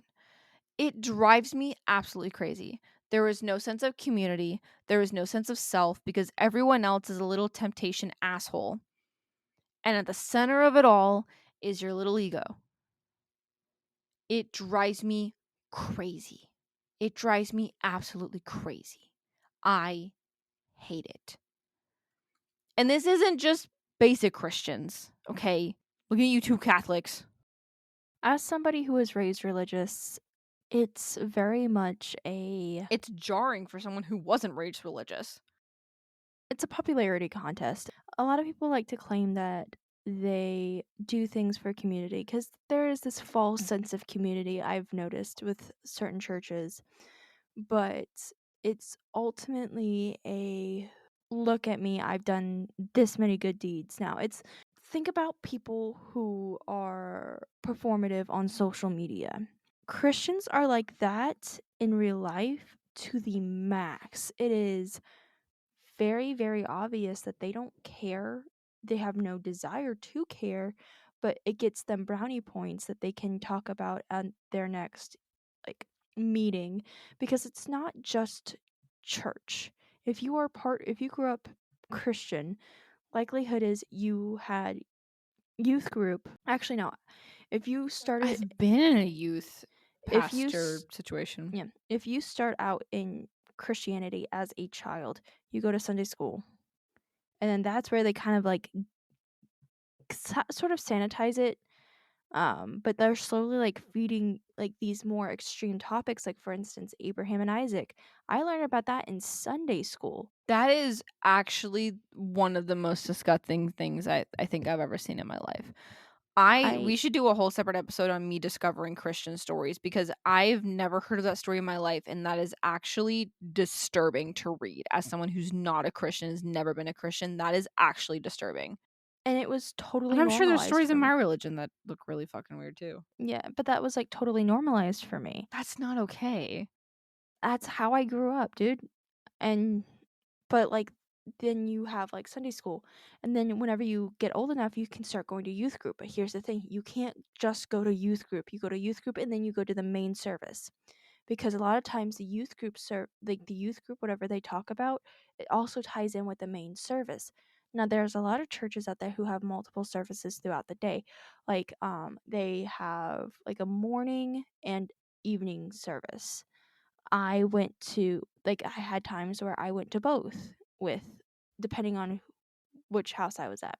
Mhm. My mom really wanted me like, whenever I went over to her house, she wanted me to go to as many church services as I could. So, I ended up, um, at church most of the weekend. Like, you can stop by for Friday to do certain things. You can stop by on Saturday to help set up for Sunday I knew services. people who went to church on Wednesdays. Yeah, Wednesdays is a big thing too. I think they were Catholic though. No, it's not just Catholic. No, Wednesday I'm serve saying yeah. yeah. Yeah. Wednesday services are a big thing too, depending on the church. And then on top of that, you also have the different like groups you can be part of. For instance, like women's groups, they can meet at any point during the week outside of regular services. And then there's the different like conferences that you can go to that each church kind of puts on. There's there's missionary trips that you can go on. There's vacation Oh Bible yeah, when you go to study. other countries and tell them about your religion, like they need it for some fucking reason. I I get so close right now. I hate when people take their religion and go out of their way to go to other countries and shove it down other people's fucking throats. And I don't understand how they're able to do it so effectively. I don't understand how Christians are able to convince other people that their religion fucking matters. I Okay. don't get it. Do you know why they specifically target Don't those they like go countries? there with resources or something They that the do. area needs and they're just like, "Oh, we'll give it to you, but you have to be part of our religion And a first." lot of it is white saviorism. It's part of the whole, oh, we're doing exactly what Jesus wants us to do. But here's the thing. I have seen videos and I thankfully never went on a mission trip. I think I would actually hate myself for the rest of my life if I ever did. I hate you. But I never went on any missionary trips. But I've seen videos from them, and like you have these kids who are perfectly capable of getting their own water. There's like cups, like just barely off screen. But then you have this white woman who is cupping water in her hands and Like like feeding it to them like they're a dog. having the kids drink from her hands. And that is just one of thousands, if not millions, of videos that are out there. And of course, all the comments that are allowed to be on that video, because I'm sure they check their comments fucking religiously to make sure that nothing negative is posted, because if something's negative is being posted, they're being Yeah. prosecuted. Yeah. I will never forget the one time that I made a video that had a reference to Catholicism and someone was like, "Stop appropriating my religion." I'm like, "Who the fuck do you think you're talking to?" Like, no, it is Oh my god. so fucking ridiculous. I will And appropriate whatever Christianity I fucking feel like. no, and that's the thing. That's why so many people who are outside of the religion now and who are like swerved into the alternative subculture, that's why they constantly borrow heavily from like religious iconography from different Because it religious. pisses people off. It pisses people off, but it's also their way of reclaiming the thing that traumatized them so much. Mhm. And it's to me it really pisses me off, and going back to the TikToks earlier where it's very clearly something like it's very clearly the Kumpa or Kumpo. Kumpo. It's very obviously someone else's fucking religion. Yeah, but then I guarantee you if you flip the script on them and be like, and they're showing like a Catholic or Christian service, it'd be like, oh, you're not actually being that water isn't actually like, gonna save you or whatever, or oh, that's not actually somebody's fucking like body or blood. they're gonna fucking lose their minds and Be get like, it's so symbolic, and it's like, okay, then leave the fucking Kumpo alone. they'll get so pissed with you for even like daring to point out their hypocrisies, but it's so aggravating. It is so unbelievably frustrating. And then you have the same people who are trying to live like Jesus wanted them to, but here's the thing. The same people who are trying to preach that you should live like Jesus would have hated you. Point blank, like just straight up. I have You no stake in this conversation at this point. no, cuz Jesus said to love your neighbor as if though you love yourself. Yeah, y'all aren't doing a lot of loving your neighbors. I'm assuming the people that are listening to this are not some of those people, though. Anyway, sorry that we went off on a little rant there at the end. It's really infuriating to watch people misidentify religions that they don't know anything about and then feel like they can still make comments about it on TikTok. And I understand everyone's a troll and everyone thinks that their opinion matters, but you're on the internet. Your opinion doesn't matter if you're posting it on the internet, mine included. So Unfortunately, nobody's unique. Nobody ever has a very unique I've perspective. never had an original thought in my life. Anyway, it is 2:00 in the morning. Thanks for joining us on this episode that isn't as intense as the last month. Next episode is gonna be so much fun. I'm so excited, guys. You are not prepared for the chaos that we have planned for next episode. Would you like to give a one word spoiler hint for them to munch on for a week? It I'm going to say this and it's going to give everything yet nothing away. Titanic. I am going to go with a phrase that I say every single day. Don't touch the portholes. Gonna kill you. Next next episode you might actually I know what you're doing I'm because so I excited. know you I'm so excited. and you might actually hear a murder live on tape. I'm going to professionally gaslight you guys next episode. I am going to talk about the Literally. craziest shit that I didn't even realize happened and like just knowing I'm my going to notes talk now. about stuff that I fully believe with my whole chest, and Psychos hates me for it. Because you fell for the obvious thing. There is explanations for everything that you're gonna talk about. Nope. Nope.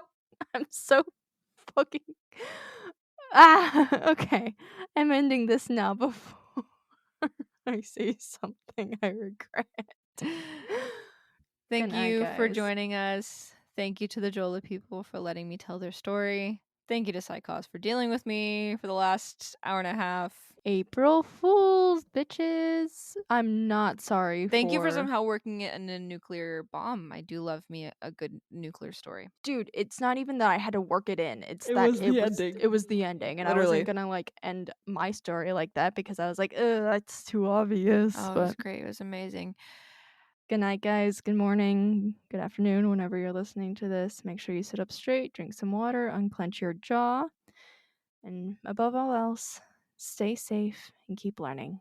Good night, guys. Wait. Let me think. Fuck that one guy on TikTok. Good night. Good night.